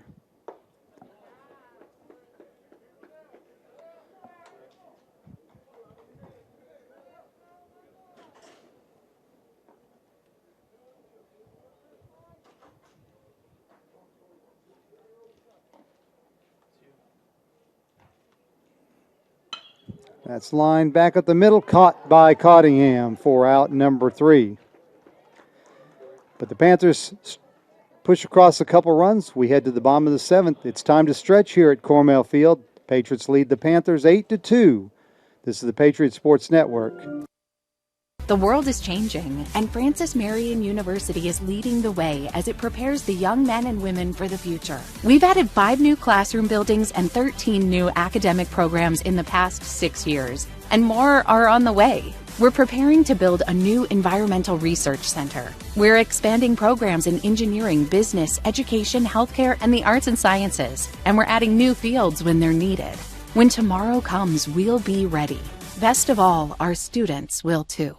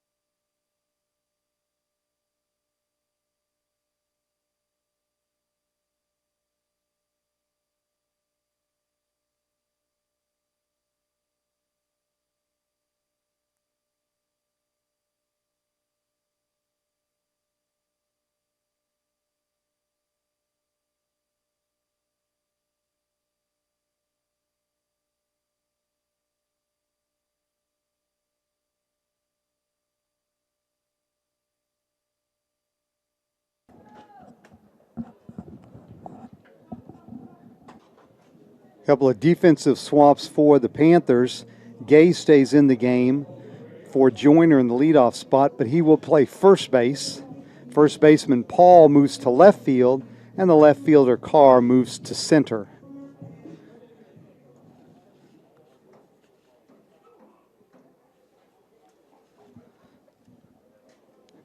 Colby Crapo will lead off the bottom of the 7th inning.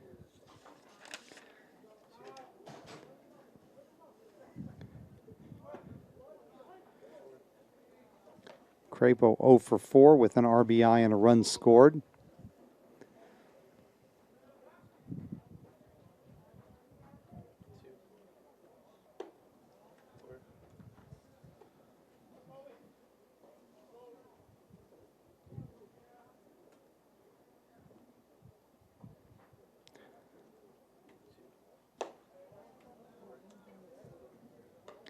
Kyle Hawkins continues on the mound for the Panthers.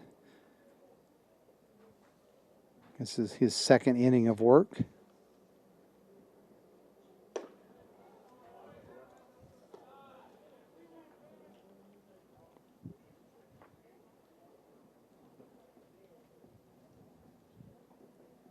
More action in the Panthers bullpen.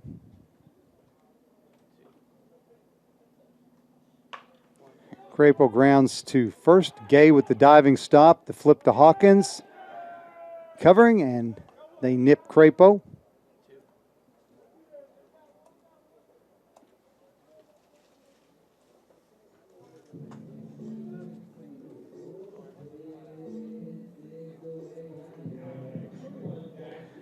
So Jack Hegan will now bat. Hegan 2 for 4, a couple of singles, a run scored.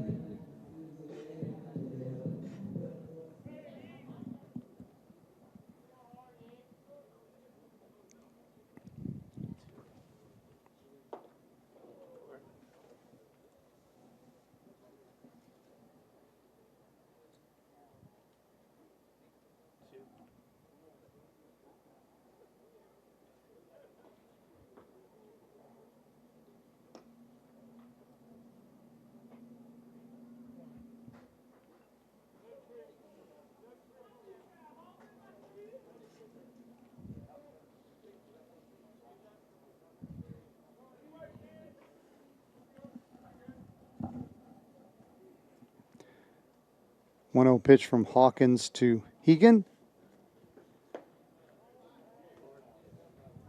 Misses outside. Hegan's season average now at .391.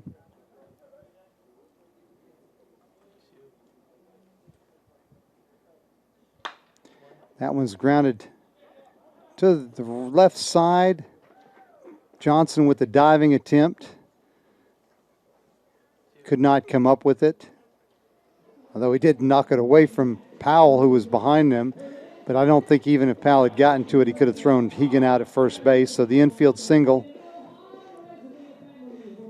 for Hegan brings up Todd Maddox. Hit number 16 for the Patriots here in game number 2. Maddox 2 for 3. Walk, single, RBI triple, 2 runs scored.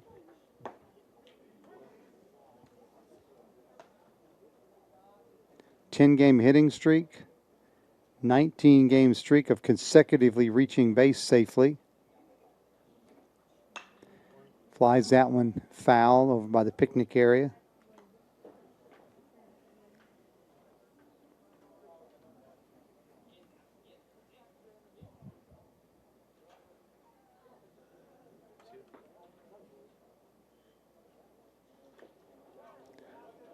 Fouled back to the screen as Hegan was running on the pitch.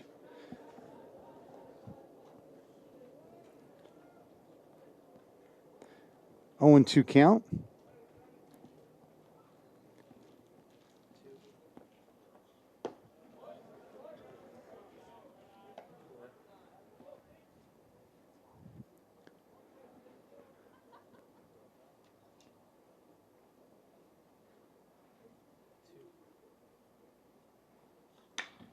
Popped up, center field.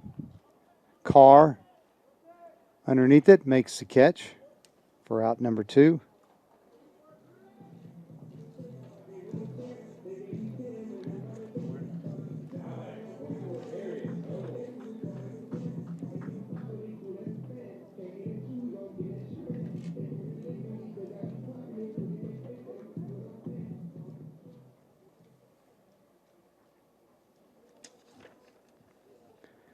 Darius Nobles will bat.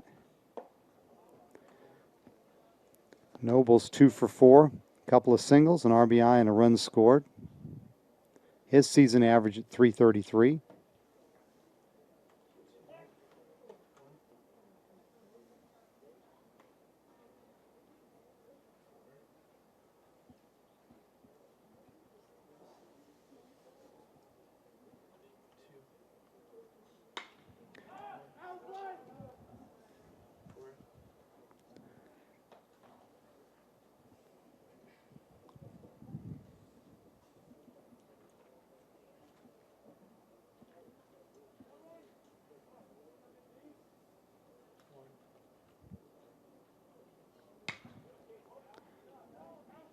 Nobles again fouls it out of play on the right side over by the batting cages.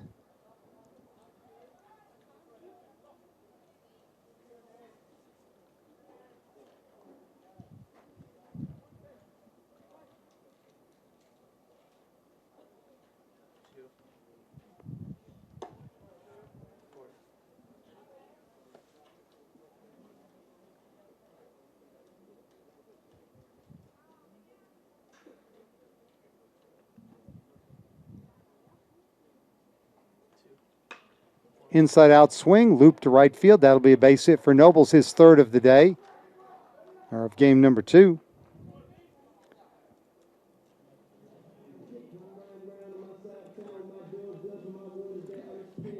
Hegan moves to second. We'll bring up Grayson Cottingham. Cottingham, 2 for 4.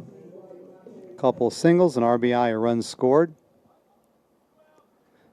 Patriots did all their damage with 2 outs in the 6th inning when they scored 5 times. Looking to turn that trick again here in the bottom of the 7th.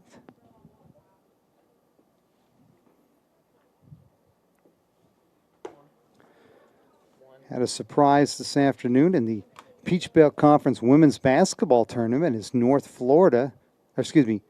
Georgia, I guess you could call an upset, beat Lander for the tournament championship.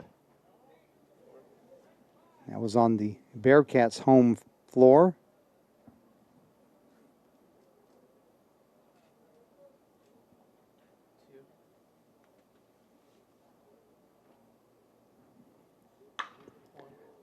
Cottingham pulls that one way foul.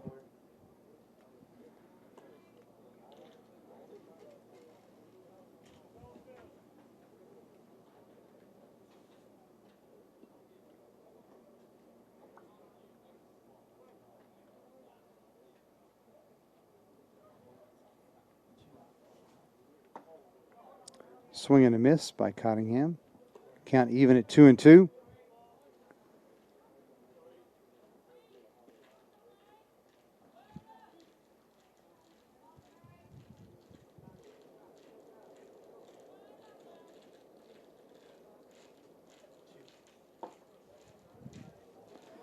So the count is full. 2 runners. Hegan at second, Nobles at first. We'll get a little bit of a head start.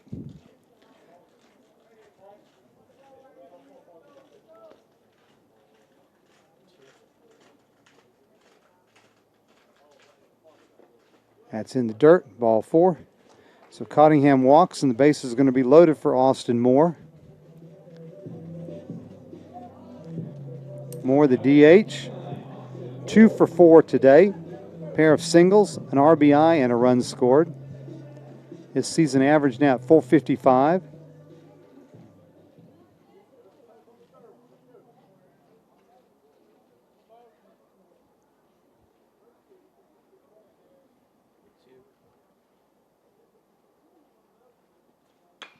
Hits that one pretty well down the line, but curving foul.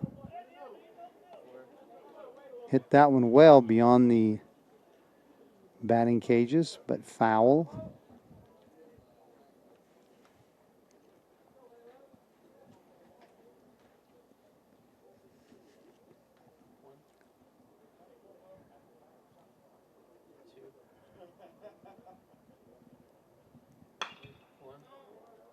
Grounds out one foul.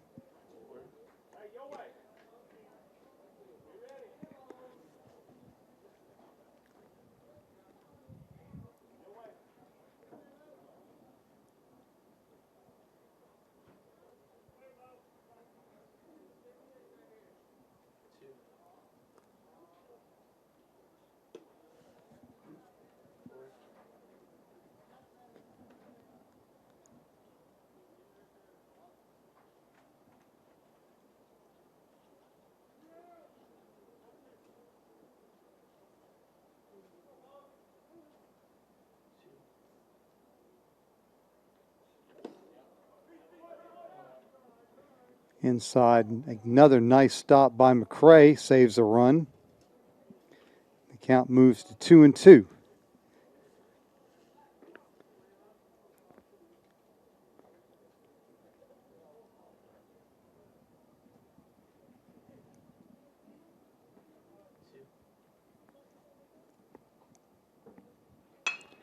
Grounded to second. Sumter goes the short way to Powell at second for the force out, and the inning is over. Patriots leave the bases loaded. We head to the top of the eighth. Francis Marion 8, Claflin 2. This is the Patriot Sports Network.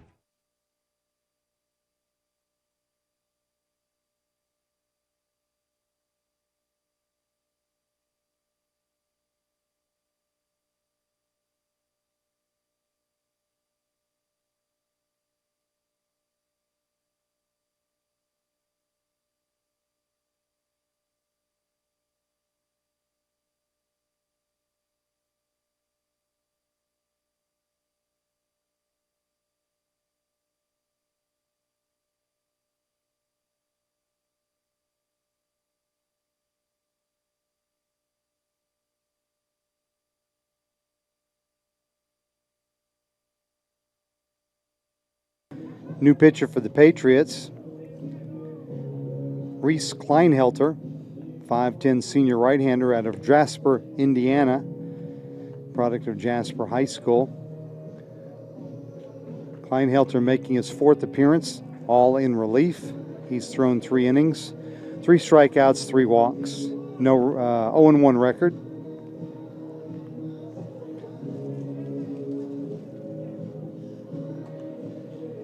He will face batters 3, 4, and 5 in the Panther order: Smith, Paul, and Kennard.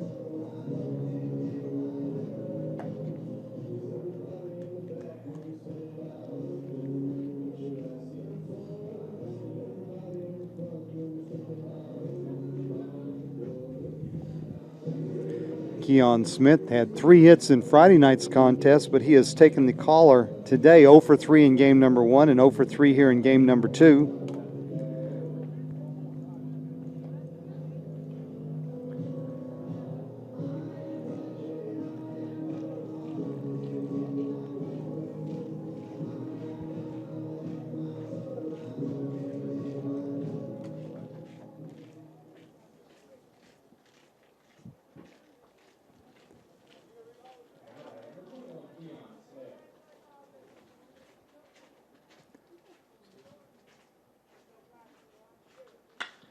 It's setting pretty well to the right center field. Crapo going back. One hops and goes over the wall for a ground rule double. So first pitch swinging. Smith bounces one over the right center field wall. And the Panthers have a runner at second with nobody out here in the top of the 8th inning. Xavier Paul will stand in, now playing left field. 1 for 3. Single. Fly out and a ground out.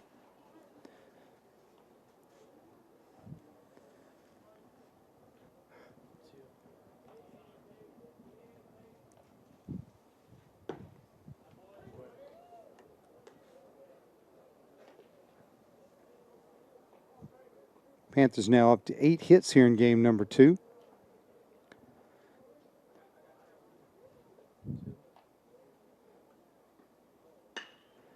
Again, hit pretty well to right center, but this time Crapo's going to be there. The runner is tagging. The throw comes to third, offline, so Smith will go into third standing up.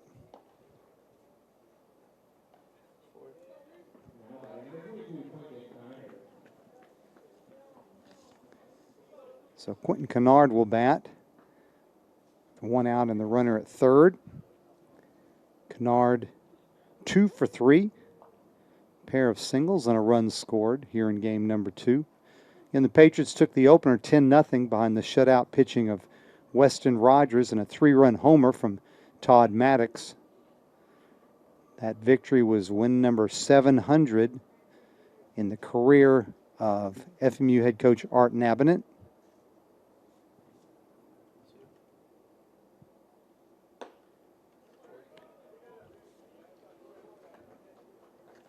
Klein Helter jumps ahead now in the count. No balls, 1 strike.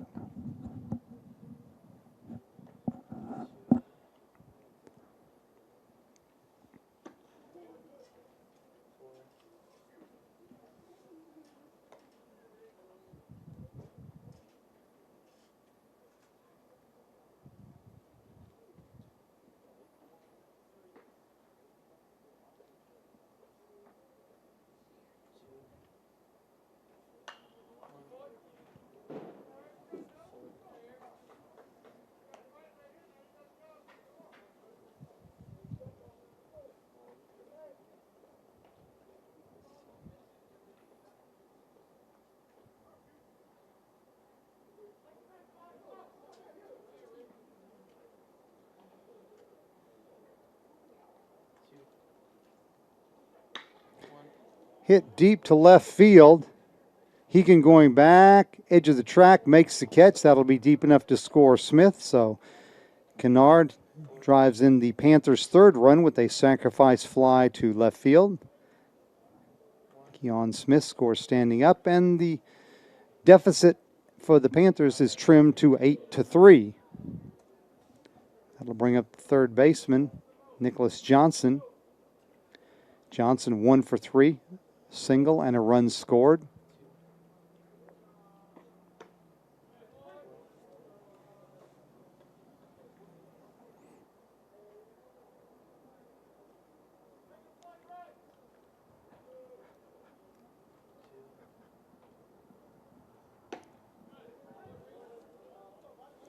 Quickly, Kleinhelter ahead in the count, no balls, 2 strikes.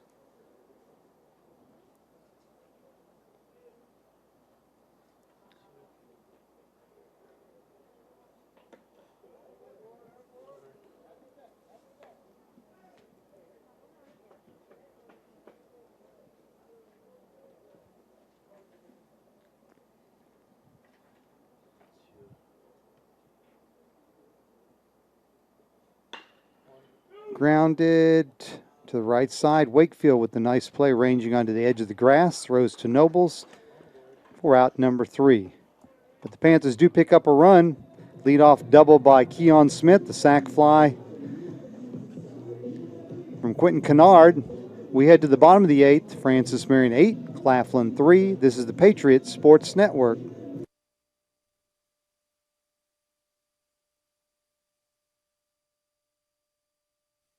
The Swamp Fox Club is the fundraising arm of the Francis Marion University Athletic Department, and it supplies assistance to all 14 intercollegiate sports. On behalf of the student athletes at Francis Marion, I would like to thank all those who are members of the Swamp Fox Club for their support. Thank you. Thank you. Thank you. Thank you. Thank you. Thank you. Thank you. Thank you. Thank you.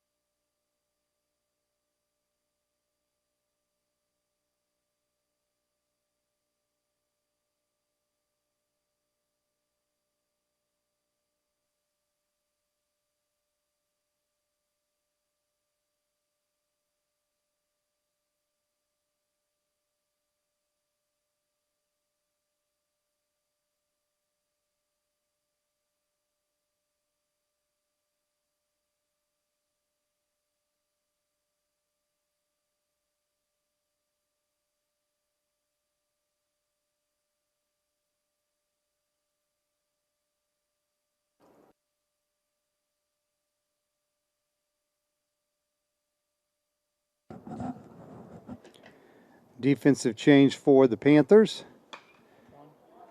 as Dabbs unloads on one way foul.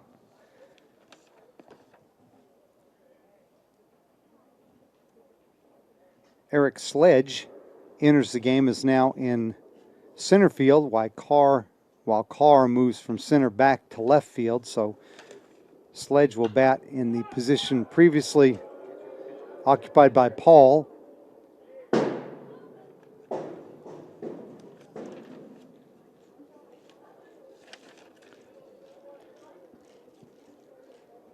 Dalton Dabbs batting for the first time here in game number 2 since coming on to catch.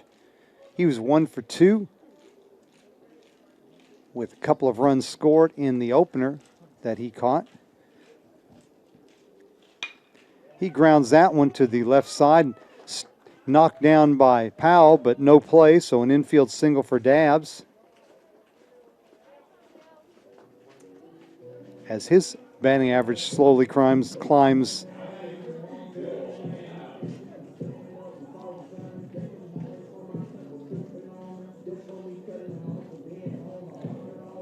Bill Hanna will come to the plate. Hanna 2 for 2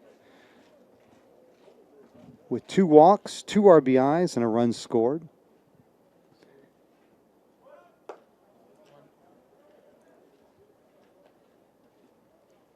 Now with 9 RBIs through the first 11 games.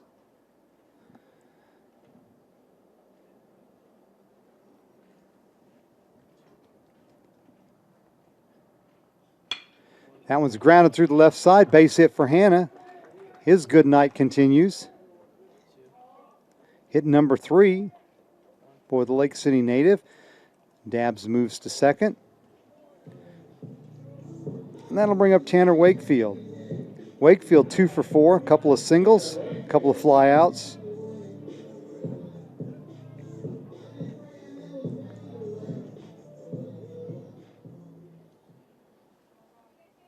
The margin has been trimmed to 5 runs here. Patriots could use a couple of insurance runs here in the bottom of the 8th. Panthers will send up the bottom 3 in their order, 7, 8, and 9 in the 9th inning.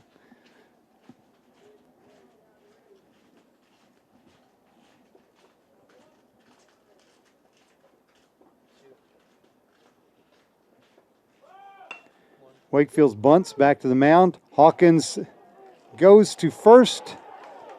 Ball is not caught by Gay. Wakefield will reach. 1 run will score.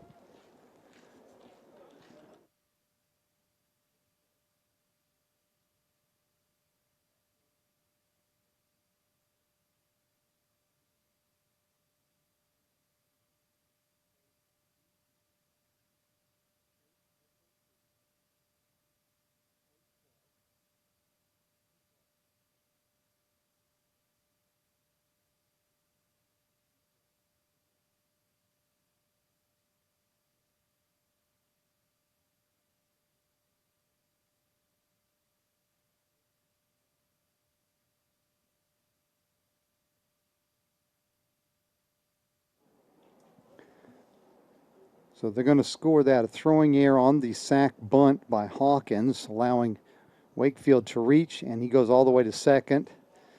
Hanna moves around to third, while Dabbs scores from second base. No RBI on the play. Colby Crapo now bats with runners at second and third and nobody out. That's line down the left field line. That's a base hit. 1 run will score. 2 runs will score. Crapo digging for second and is there with a 2-run double.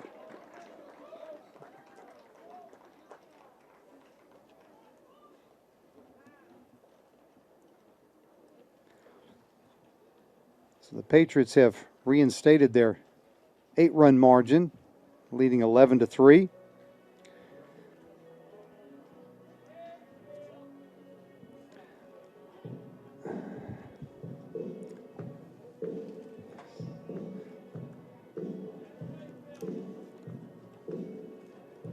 Coach Randall will make another pitching change.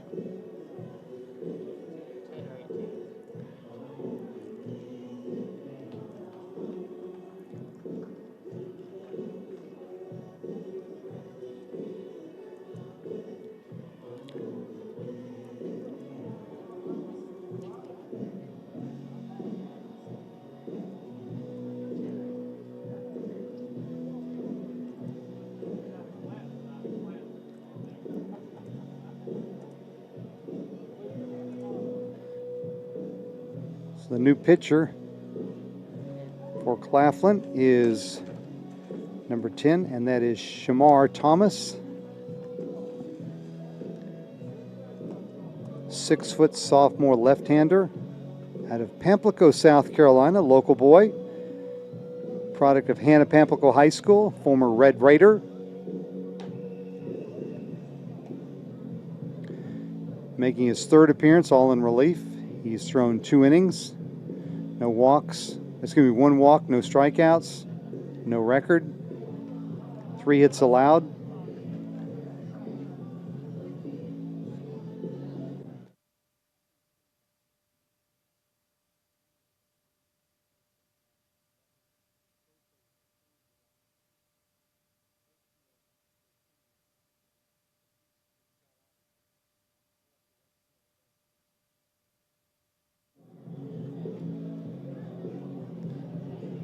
So Jack Hegan will come to the plate. Hegan had 4 hits in last night's contest.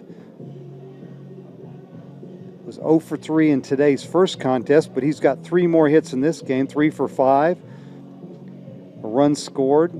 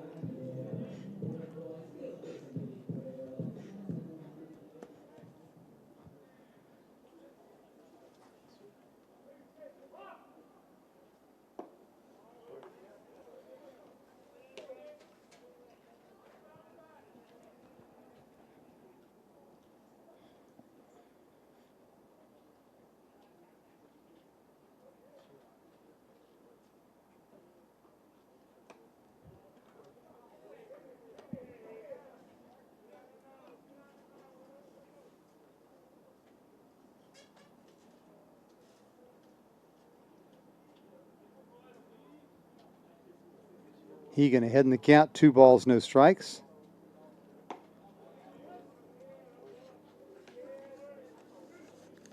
There's a strike from Thomas.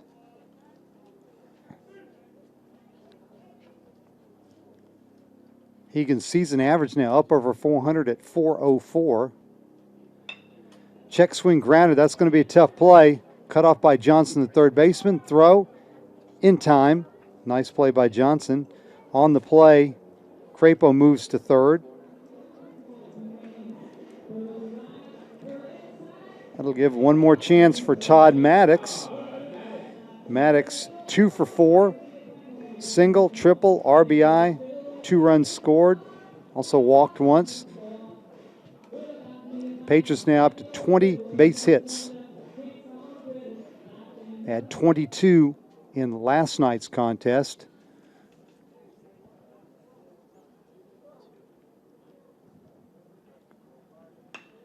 Inside out swing, loop to shallow right. That'll get down. Base hit. Another RBI for Maddox.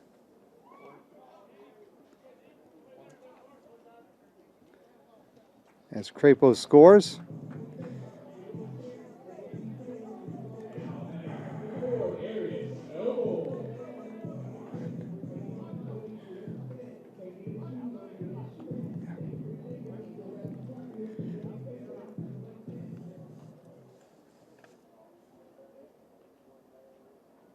So that is RBI number 19 for Maddox. As Nobles grounds to short. Nice turn double play by the Panthers to end the inning. 6-4-3. But Francis Marion adds 4 more runs to lead 12-3. We head to the top of the ninth. Your Patriots up by 9. This is the Patriots Sports Network.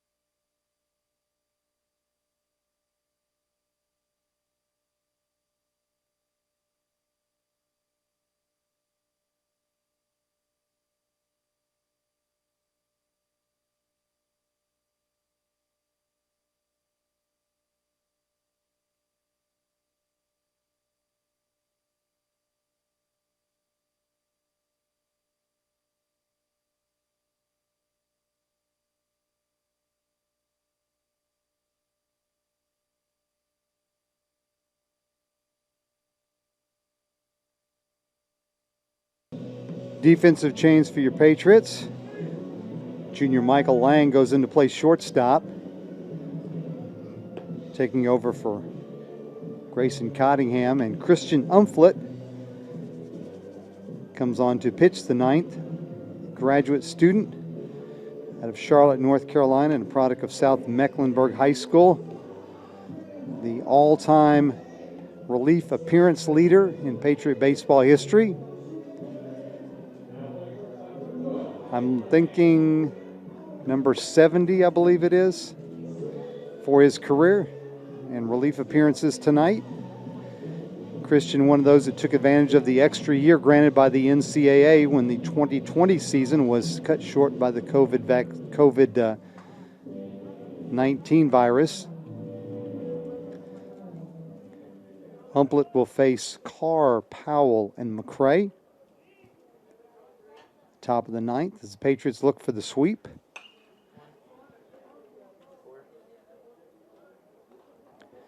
FMU won 25-2 last night, 10-0 in game one of today's doubleheader, and now 3 outs away from the 3-game sweep.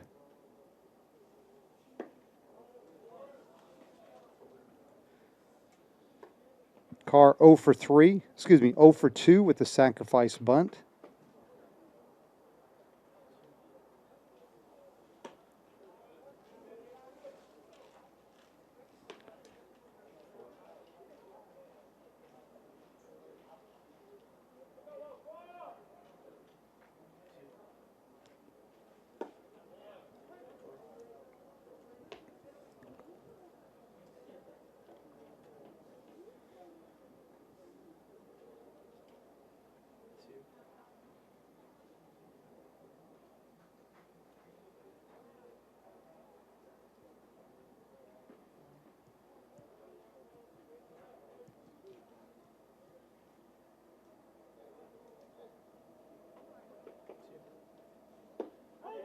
Called strike 3 on the outside corner. Carr is down on strikes.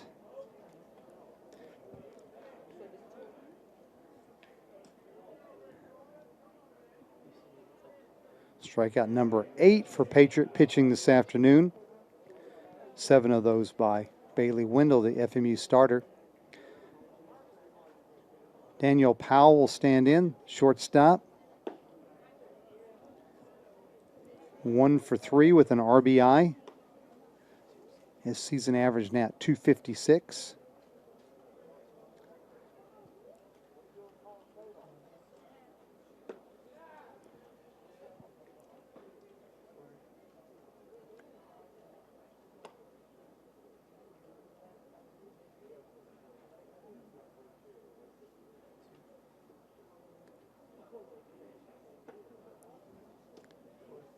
Umflett falls behind the Panther shortstop. 3 balls, no strikes.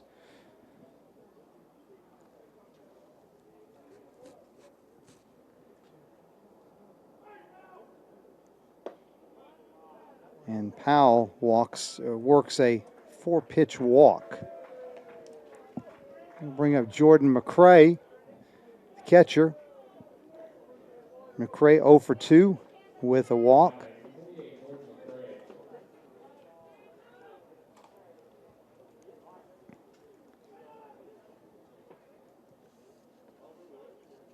Mackenzie Gay is in the on-deck circle.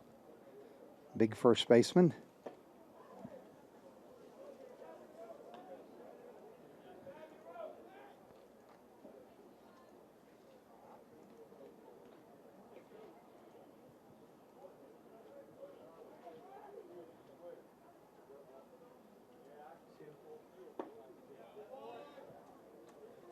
Umplett pours in strike 1.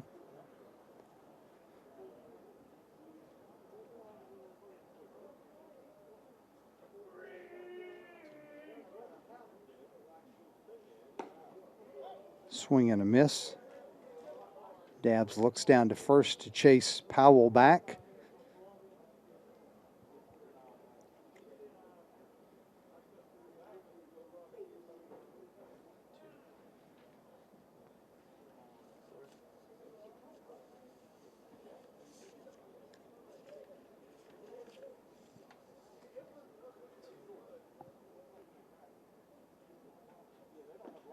Check swing. Home plate umpire Keith Atkinson said he went. So strikeout number 2 for Umplett here in the top of the 9th, and that'll bring up Mackenzie Gay, who entered the game as a pinch hitter in the 7th. RBI single down the left field line. A little inside-out swing.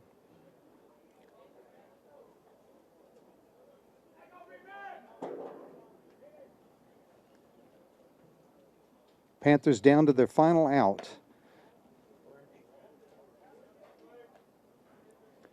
Of course, this is not a save situation for Umplett, who does have 10 career saves, but he won't get one tonight.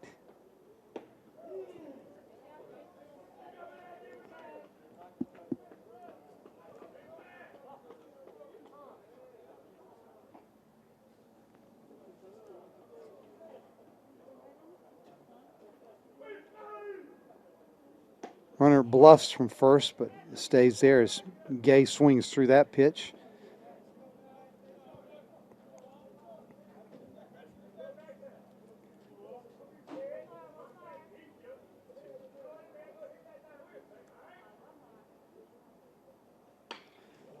That is lined down the right field line into the batting cage area, foul. So the count remains 1 ball and 2 strikes.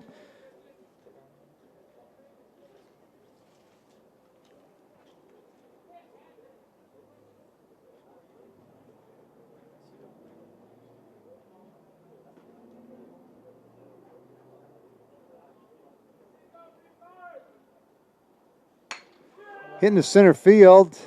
Hanna over, not going to get there. Plays it on the hop. Powell moves around to third, and Gay has his second hit of the game number 2. And that'll bring up the second baseman, Davion Sumter. Sumter 0 for 4.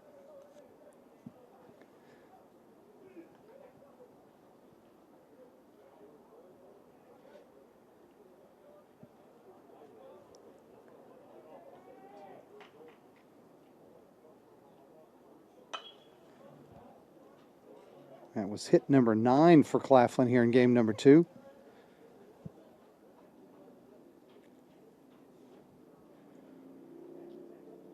And the Patriots won 25-2 last night and 10-0 earlier today in game number 1. Swing and a miss, and Umplett ahead in the count 0-2.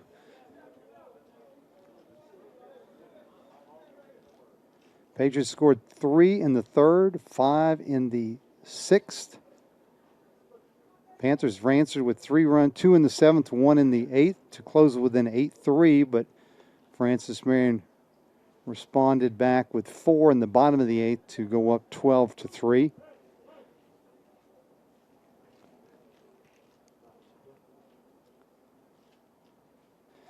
Gay's going from first. Check swing. Yes, he did go. Sumter with the strikeout ends the game. Patriots win 12-3. Give us a few minutes to wrap things up, and we'll be back for a quick wrap-up of the game. Final score, Francis Marion 12, Claflin 3.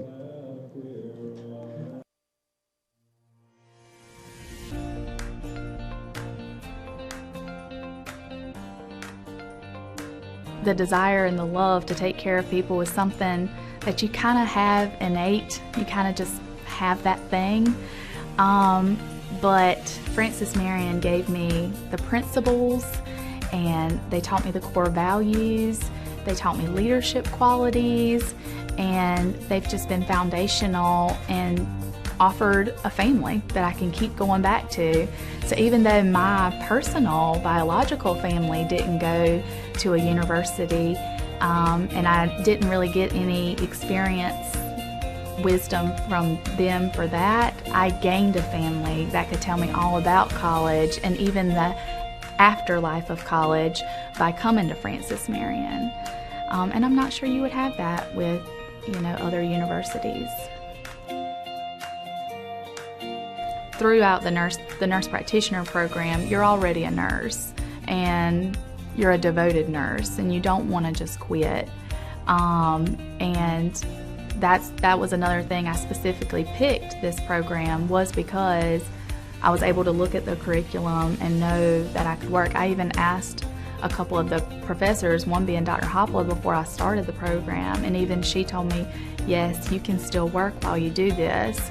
And I did. I worked 40 hours a week, 5 days a week. Sometimes it had to be six days a week to get my 40 hours in, and I still did the nurse practitioner program. It wasn't easy, but nothing worth having is easy.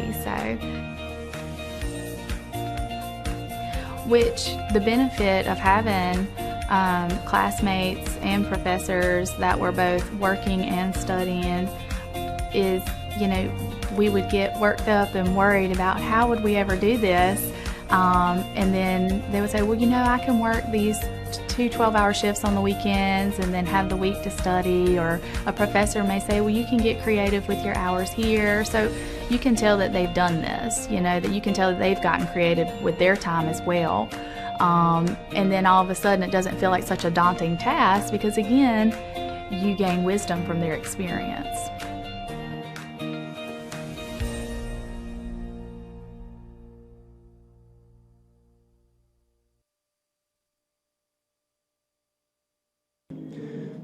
Back at Cornell Field at Sparrow Stadium on the campus of Francis Marion University, your Patriots have swept the 3-game Peach Belt Conference Series from Claflin University, winning Game 2 today 12-3. Winning pitcher is Bailey Wendell. He goes to 1-1. Losing pitcher Mackay Holloway falls to 0-5. Time of the game was 2:42. Hitting stars for your Patriots, Jack Hegan 3 for 6 with a run scored. Todd Maddox 3 for 5 with 2 RBIs and 2 runs scored. Darius Nobles with 3 for 6, a run scored and an RBI. And Bill Hanna 3 for 3, 2 runs scored and 2 RBIs as the Patriots pounded out 21 hits.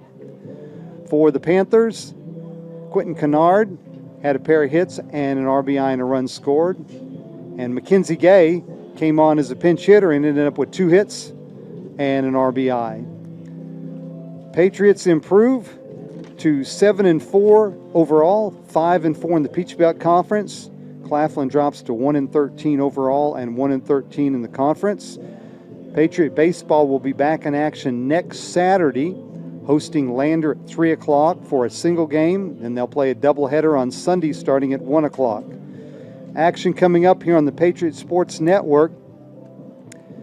Monday, men's soccer hosts Flagler at 6 o'clock. Tuesday, women's volleyball hosts USC Aiken at 6 o'clock. Wednesday, women's softball hosts Barton at 4 o'clock for a doubleheader. Thursday, volleyball hosts who host Augusta University at 6 o'clock. Not on the Patriot Sports Network, but the Patriot tennis teams will host North Georgia on Friday at 1 o'clock on the Kasab courts.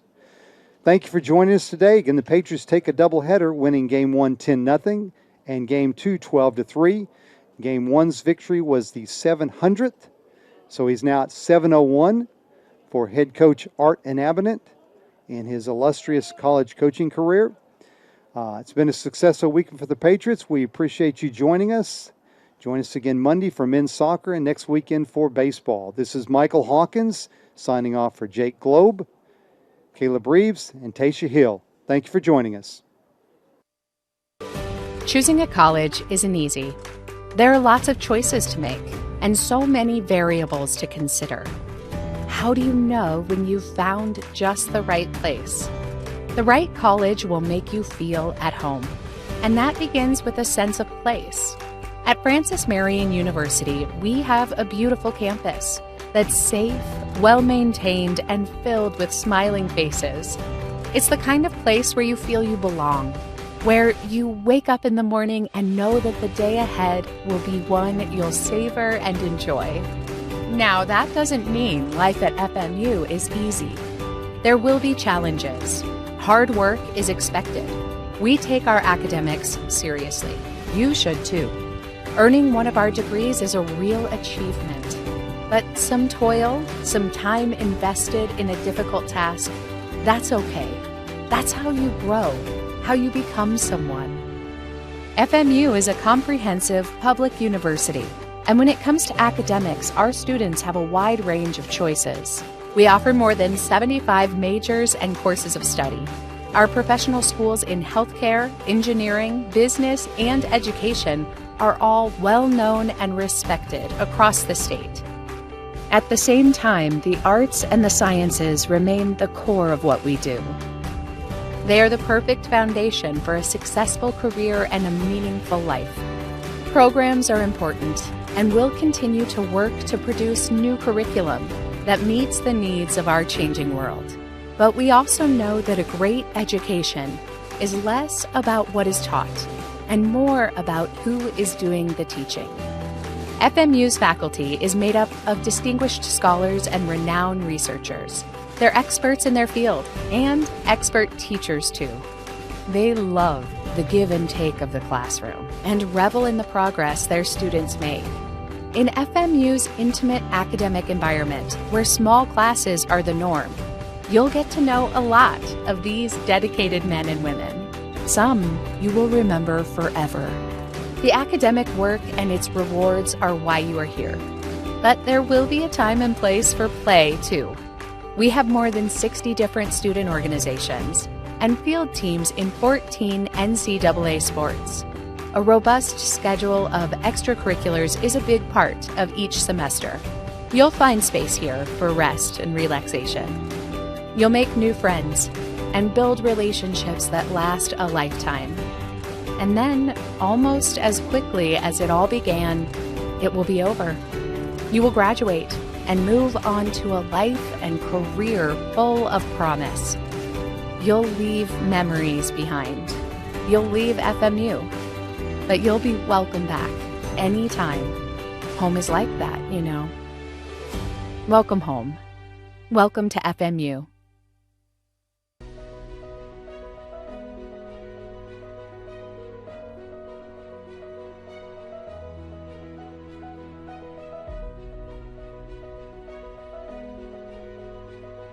Let me paint you a picture.